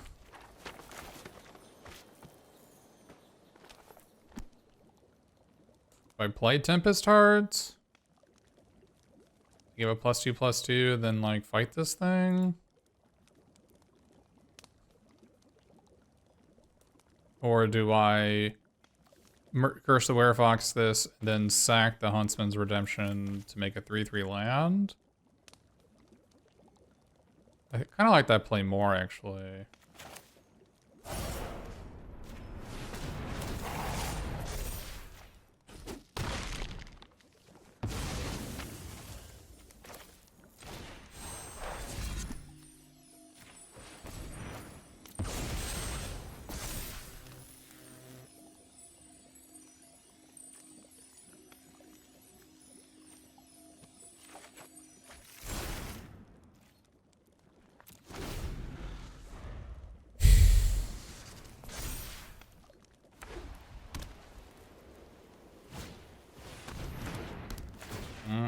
They've got some things to sacrifice to it. Hope they can't kill our 4/4. Don't do it.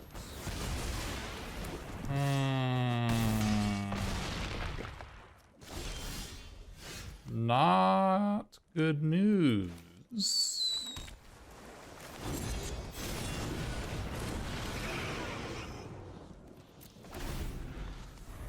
First time I played against Sugar Maw, they seem to have the rare to pair with it, though. I think if they don't have the rare, I think we win this game.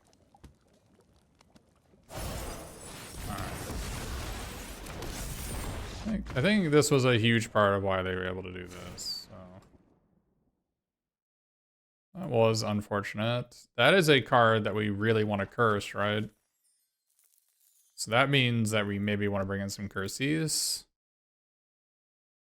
Some cursey boys. That's a very good curse target. We have one cursey boy here. What's another cursey boy we could be playing?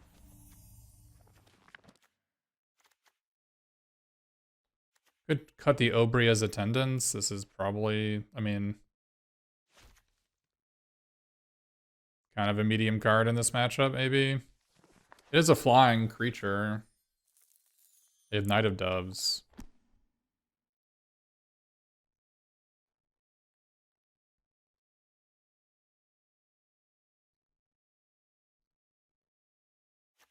Did we see a target for Troublemaker Oofy? I don't remember.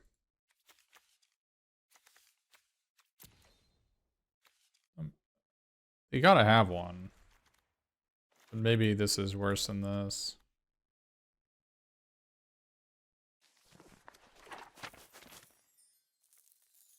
Do we want the second one? Probably not. I think Obre's Attendance is probably too strong. Plus, my Tempest Hearts need 5 drops to get bigger. We have 2 curses. I think we can probably try to make sure we have one for that guy.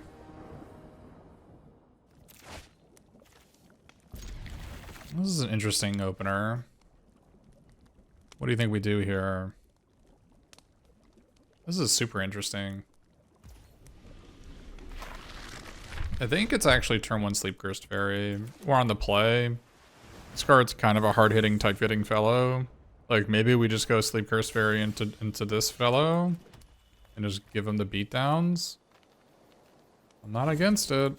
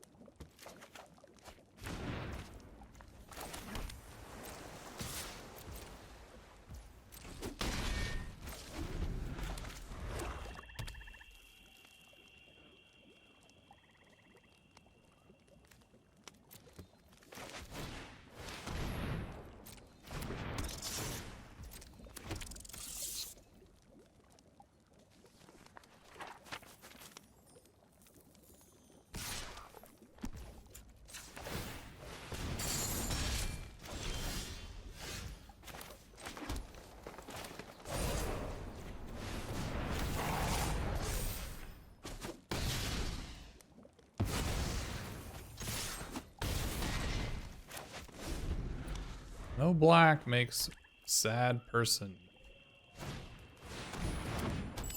Ooh, 1-3 versus 2-3. Okay.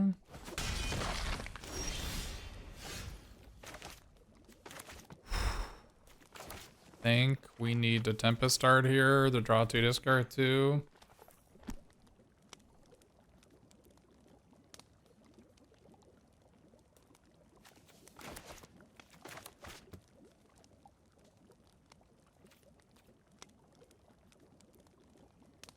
I'm not sure we want to play a 3-4 here. I think the rest of our hand is just too bad.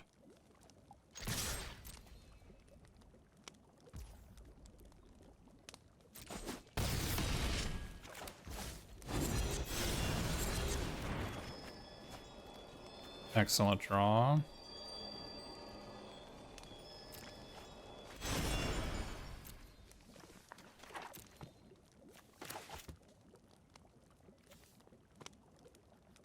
So do we want to threaten untapping?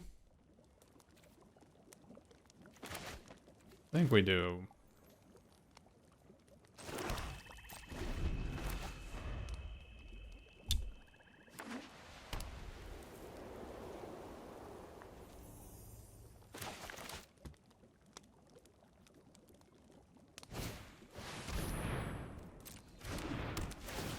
Unfortunate.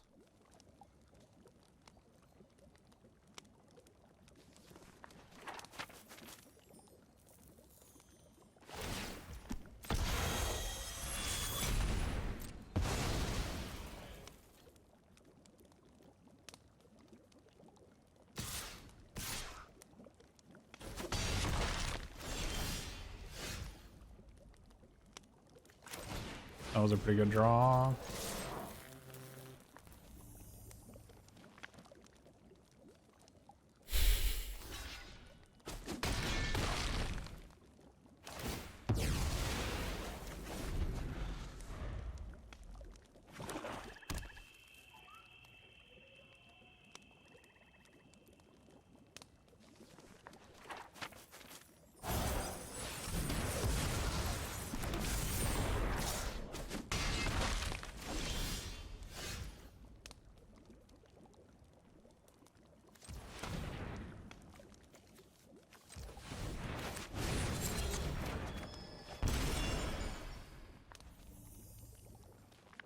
So do I play Tempest Heart as a 3/4 trample?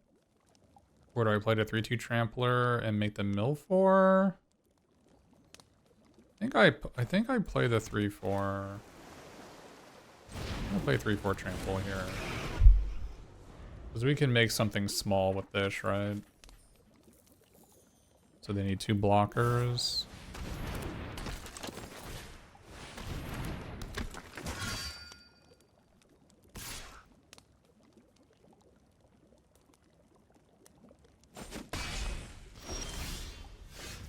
Oh, goodness gracious. I'm sorry, opponent.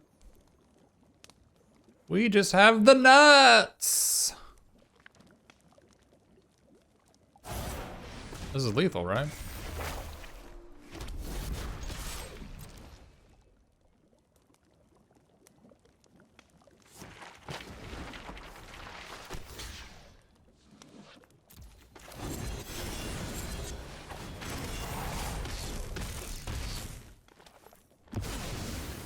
You know, it's not a good sign that we never played that.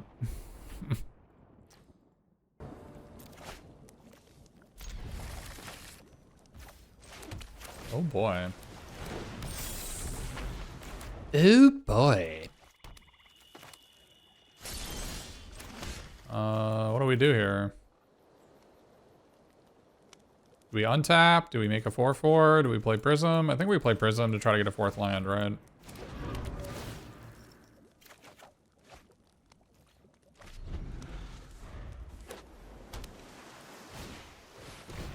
The stupid Barrel Naughty is in everybody's deck.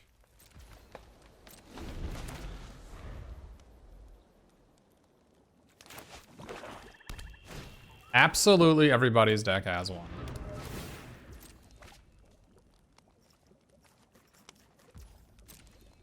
It's been okay. I don't know if it's been good. It's been okay.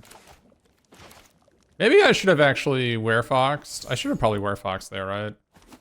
Then play the Werefox this turn. That was probably better.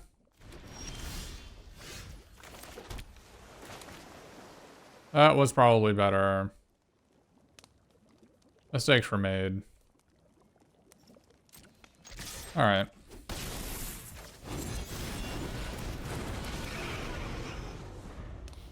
That was probably better. Because I'm spewing a draw 2 discard 2, but maybe it's not that bad. Maybe they're just gonna kill it here, it doesn't matter.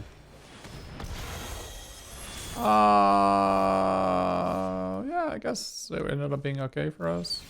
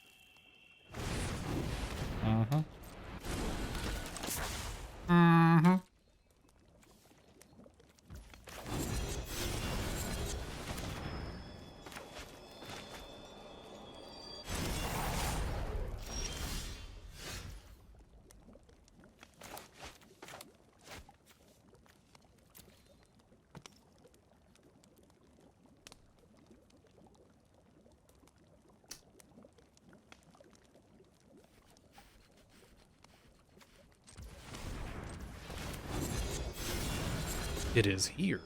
It is here.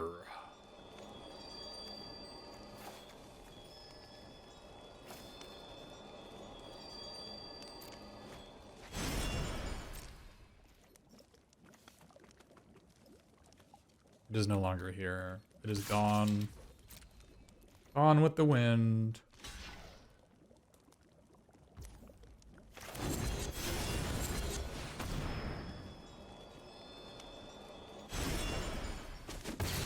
The fact that we have had the opportunity to cast Cruel Somniphage like 5 times in this sealed and not cast it a single time doesn't bode well. It's probably worse than the Venturous, right? One of the blue, make a curse roll on something, 3/4 this thing. It's probably worse than that in this deck.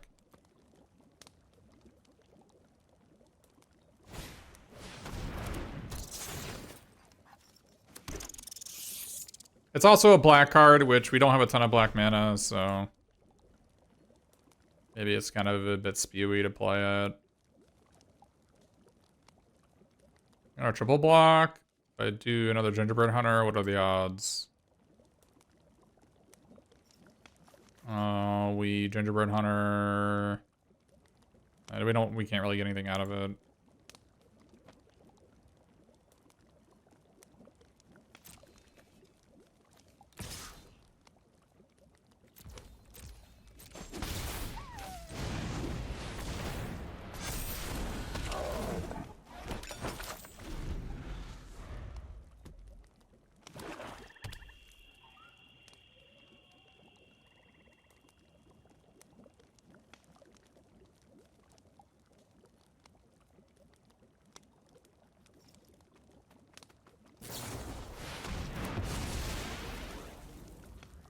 It's gone. They have 8 attacks, so we don't have good blocks. If we attack, they triple block. We kill these two. Maybe that's actually good for us. Maybe that's good for us.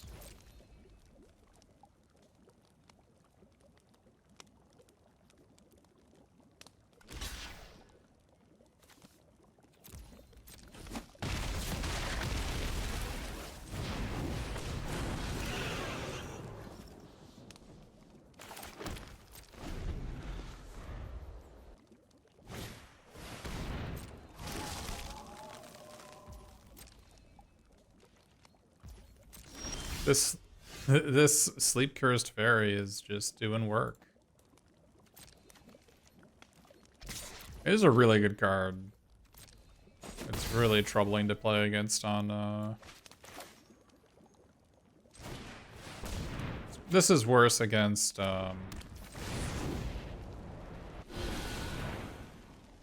this is worse against Spellstutter.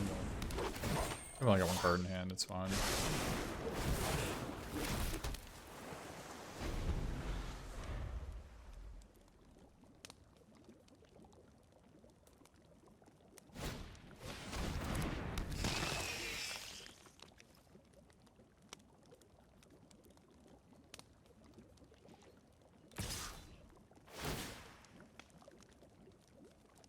Oh, it's a free attack, not bad. A good attack.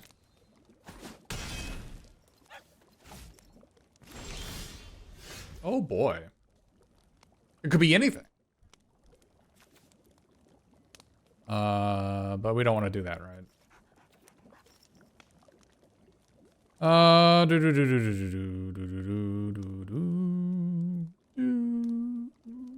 We probably just wanna pop a cap in this fellow, play it, pump our Tempest Heart, swing out.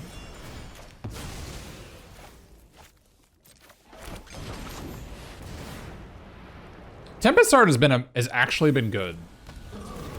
This is the first time in the format I've ever played the card. In draft, I always just pass it. It's actually just been good, right?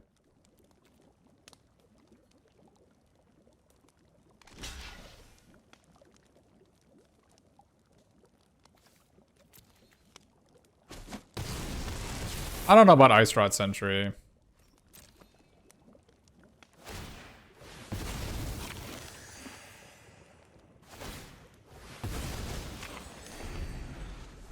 Yeah, I just love cards that mitigate flood. I love cards that let you get from 2 lands to 3. And I think it is the threat. I think it's most often a 4/5 trample.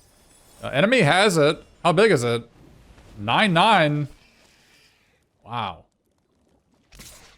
They're still super dead though, right? Oh, maybe not. Gonna draw Gadwicks here. Are we gonna draw some Gadwicks? Any Gadwicks, anybody? Can we get a Gadwicks? Ooh.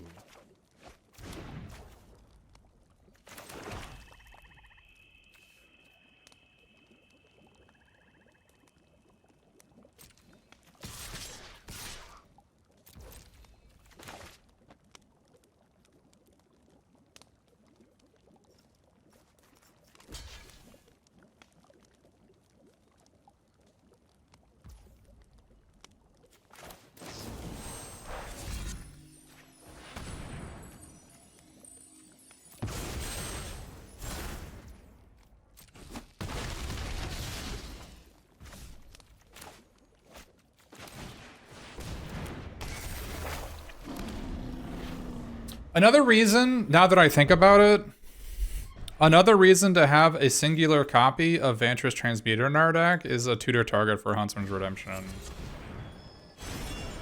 Oh.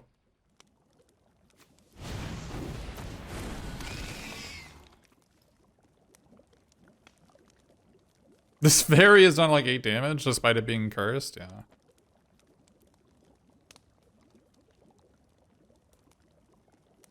You want to play the grapple post-combat? If I play it post-combat, then the creature doesn't die to grapple. So probably not.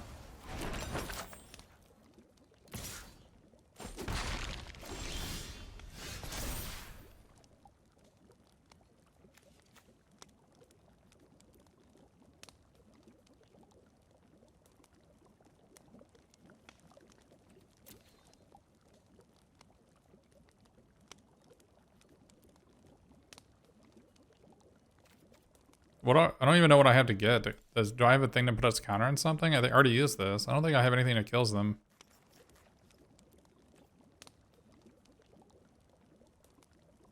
My 10/10's already gone.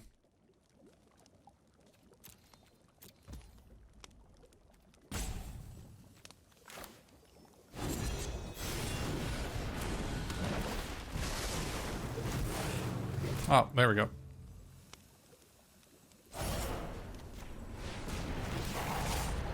Take that, rat.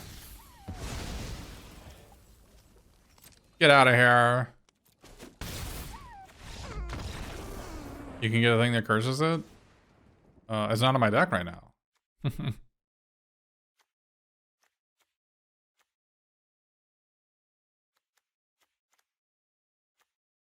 Yeah, I think we want this guy in our deck.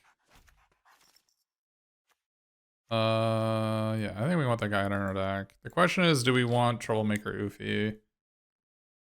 It gets rid of their curse, right? So it's probably worth it.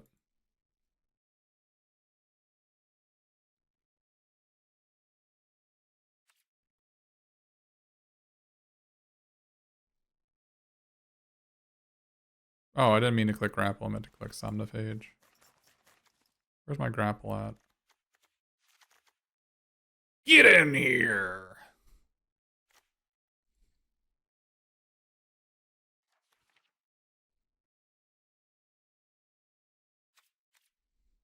Get over here! We could, instead of playing Troublemaker Oofy, we could play Tangle Span. We would have 1, 2, 3 things to draw cards off it. Probably not worth it. Oh, 4 cards or card draw cards off it. But I'd rather have a Disenchanter or a card that cantrips 4 of our cards. Maybe we just want a card that cantrips 4 of our cards and say screw it. I didn't really see any like insano disenchant targets like Better Blossom anyway.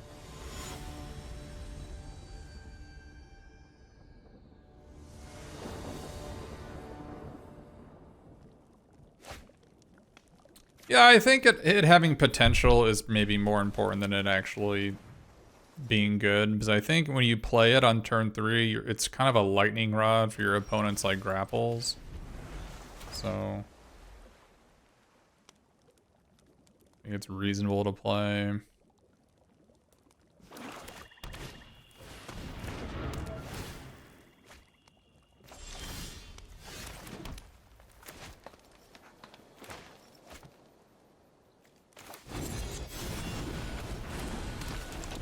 We have Obria's Attendant, so we're somewhat incentivized to play it there.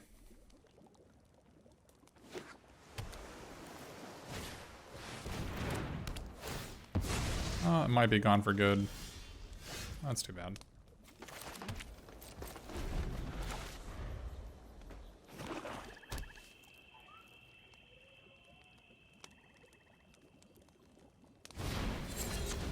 It is here. We have a transmuter, though. But it... Alright.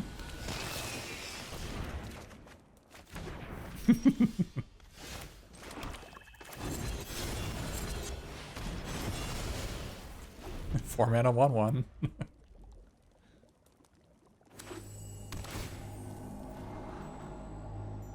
We could have played, if this was the Somnophage, we could have played it ourselves. Had a duel.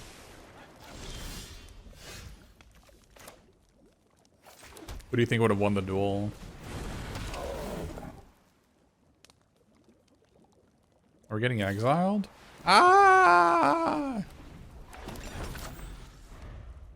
I'll get you for that.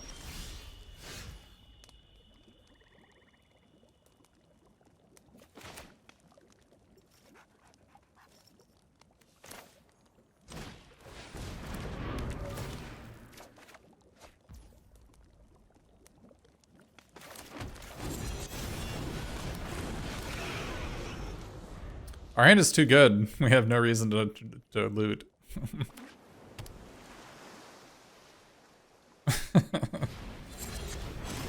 That is not that great against my Tempest Heart, but I mean, I guess it's something.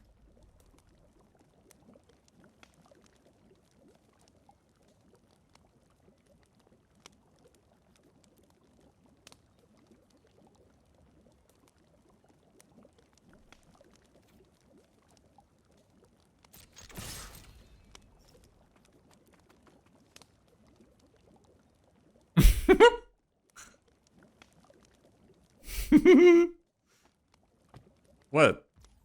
That's right. Take your one.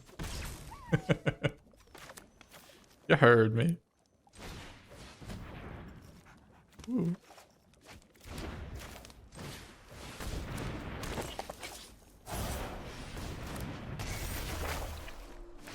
Ooh. Ooh. A piece of candy. Oh! Another piece of candy.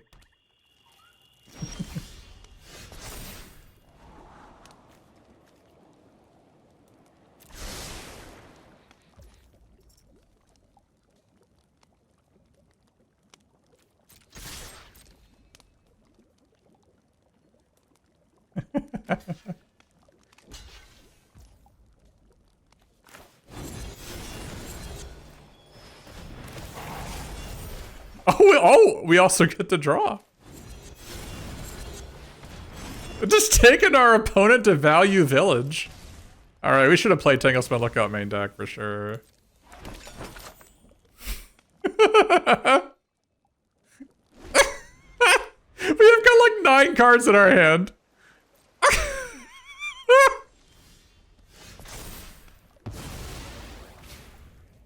Wait, does this work?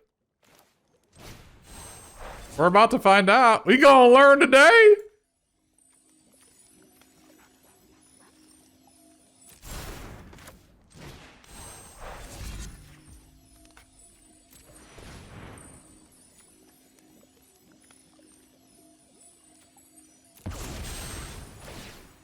Let's see if this works.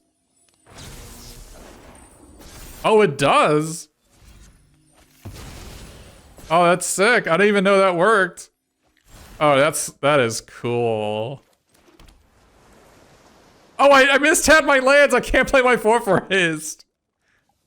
Disaster of disasters. Alright, fine. Whatever. You get to live one more turn.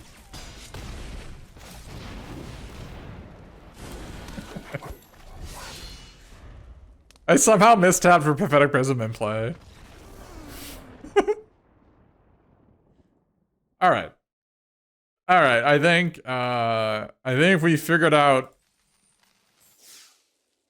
how we should have built the deck, we definitely should have played Tanglespan Lookout. I think Tanglespan Lookout with this curse thing is super good, and it was a huge mistake. This Cruel Somnophage is not it. That is really not it. I think we just sideboard the Oofy, just because I think our deck is actually too good. So, the Fairy Fencing kind of never came up. But I think the fact that we have Gadwick's first duel and Sleep Cursed Fairy and 2 Tempest Hearts to trigger for it, I think we definitely play it. Yeah. Alright, so deck was, I think we learned that I like having one of these in our deck. The Oberie's Attendants was like kind of mopey. So if we need to identify the 5 worst cards in our deck, they were Oberie's Attendant. Honestly, Huntsman's Redemption was just a 3/3 for 3. Probably Fairy Fencing, despite it never coming up.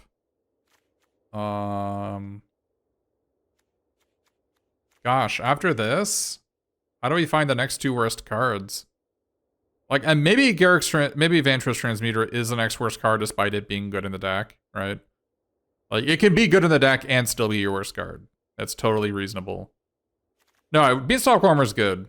The reach aspect of it was good, and the 4-power creature for the Garruk's Uprising was good. And I mean, I guess Gadwick's First Duel was the next worst card.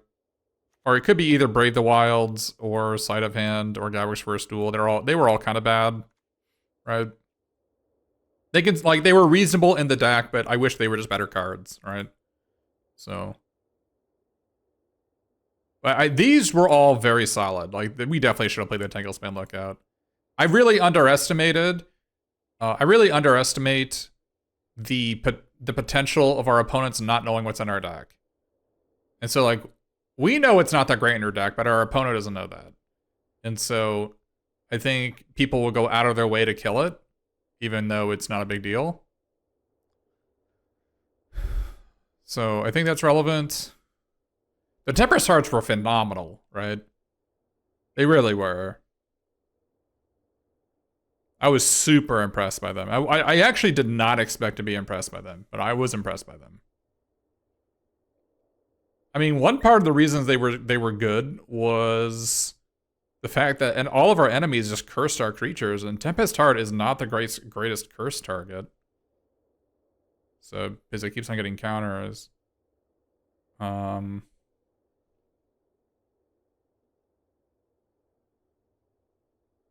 Yeah, the Tanglespan, yeah. So there's a couple things we could have done.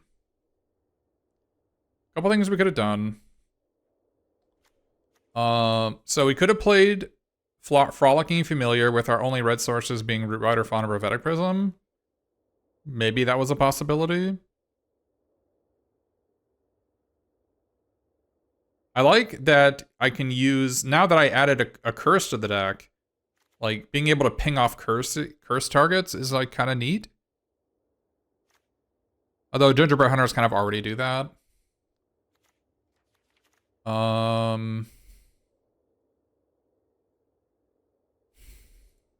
What else? I'm glad I didn't play these. I'm glad this card was terrible. Never playing that card again.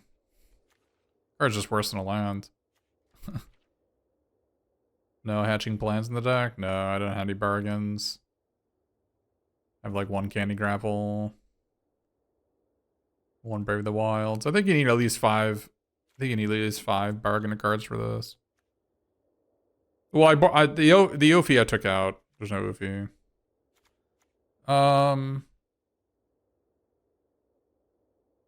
Brave the Wilds was fine. I think we had to play the Brave the Wild just because we needed we needed a blue and black land, basically. Probably just had to play it. But yeah, Huntsman Redemption was a whole lot of 3-mana 3/3. Although it does get better once I put the Transmuter in the deck. But I could have probably done without it. I had nothing to sack to this, so. Like, I guess you can go, like, over the top value and sack the Mosswood Dread Knight, but I just didn't have anything to sack. My creatures are too good to sacrifice. Yeah, I could definitely see playing the Frolicking Familiar. Maybe instead of the Huntsman's Redemption. Definitely see that. I could also maybe see not playing the Fairy's Fencing, but I think the potential for Tempest Heart is just too much. Even though it didn't come up in any of the games. Maybe it doesn't matter if it never came up in any of the games, huh? Maybe. Maybe Fairy Fencing is just worse than another Transmuter. That could be true. That could completely be true, actually. That also makes our mana base a lot better when we don't have to have, like, so much reliance on black mana to get anything done. Yeah, that could be true.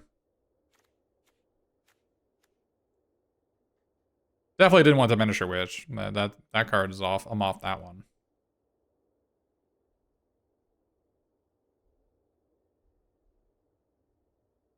Yeah, maybe play Frolicking Familiar. Also, just having a flying creature would have been okay.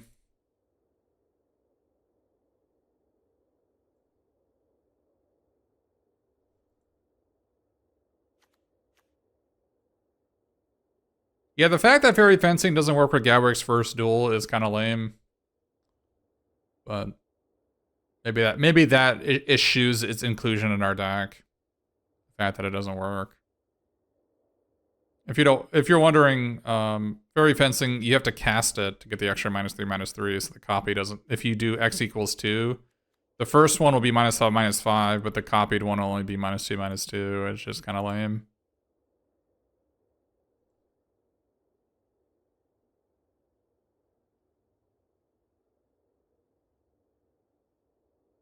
Yeah, we probably like Transmuter is just like another Terminate type card too. It would have been reasonable to play it. It's pretty tempo positive. Yeah, I should have probably done this. And could have maybe seen Frolicking Familiar over something else. I think the sleight of hand was good, but maybe...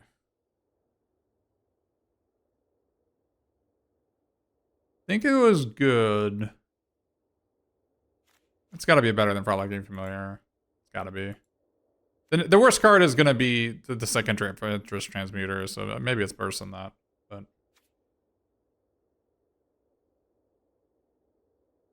all right, cool. Well, thanks everybody for watching. Don't forget to subscribe to me on Twitch or YouTube. Don't forget it's twitch.tv/darkest_mage. This is Michael Jacob. And I'm signing off for the night. Thanks everybody for watching.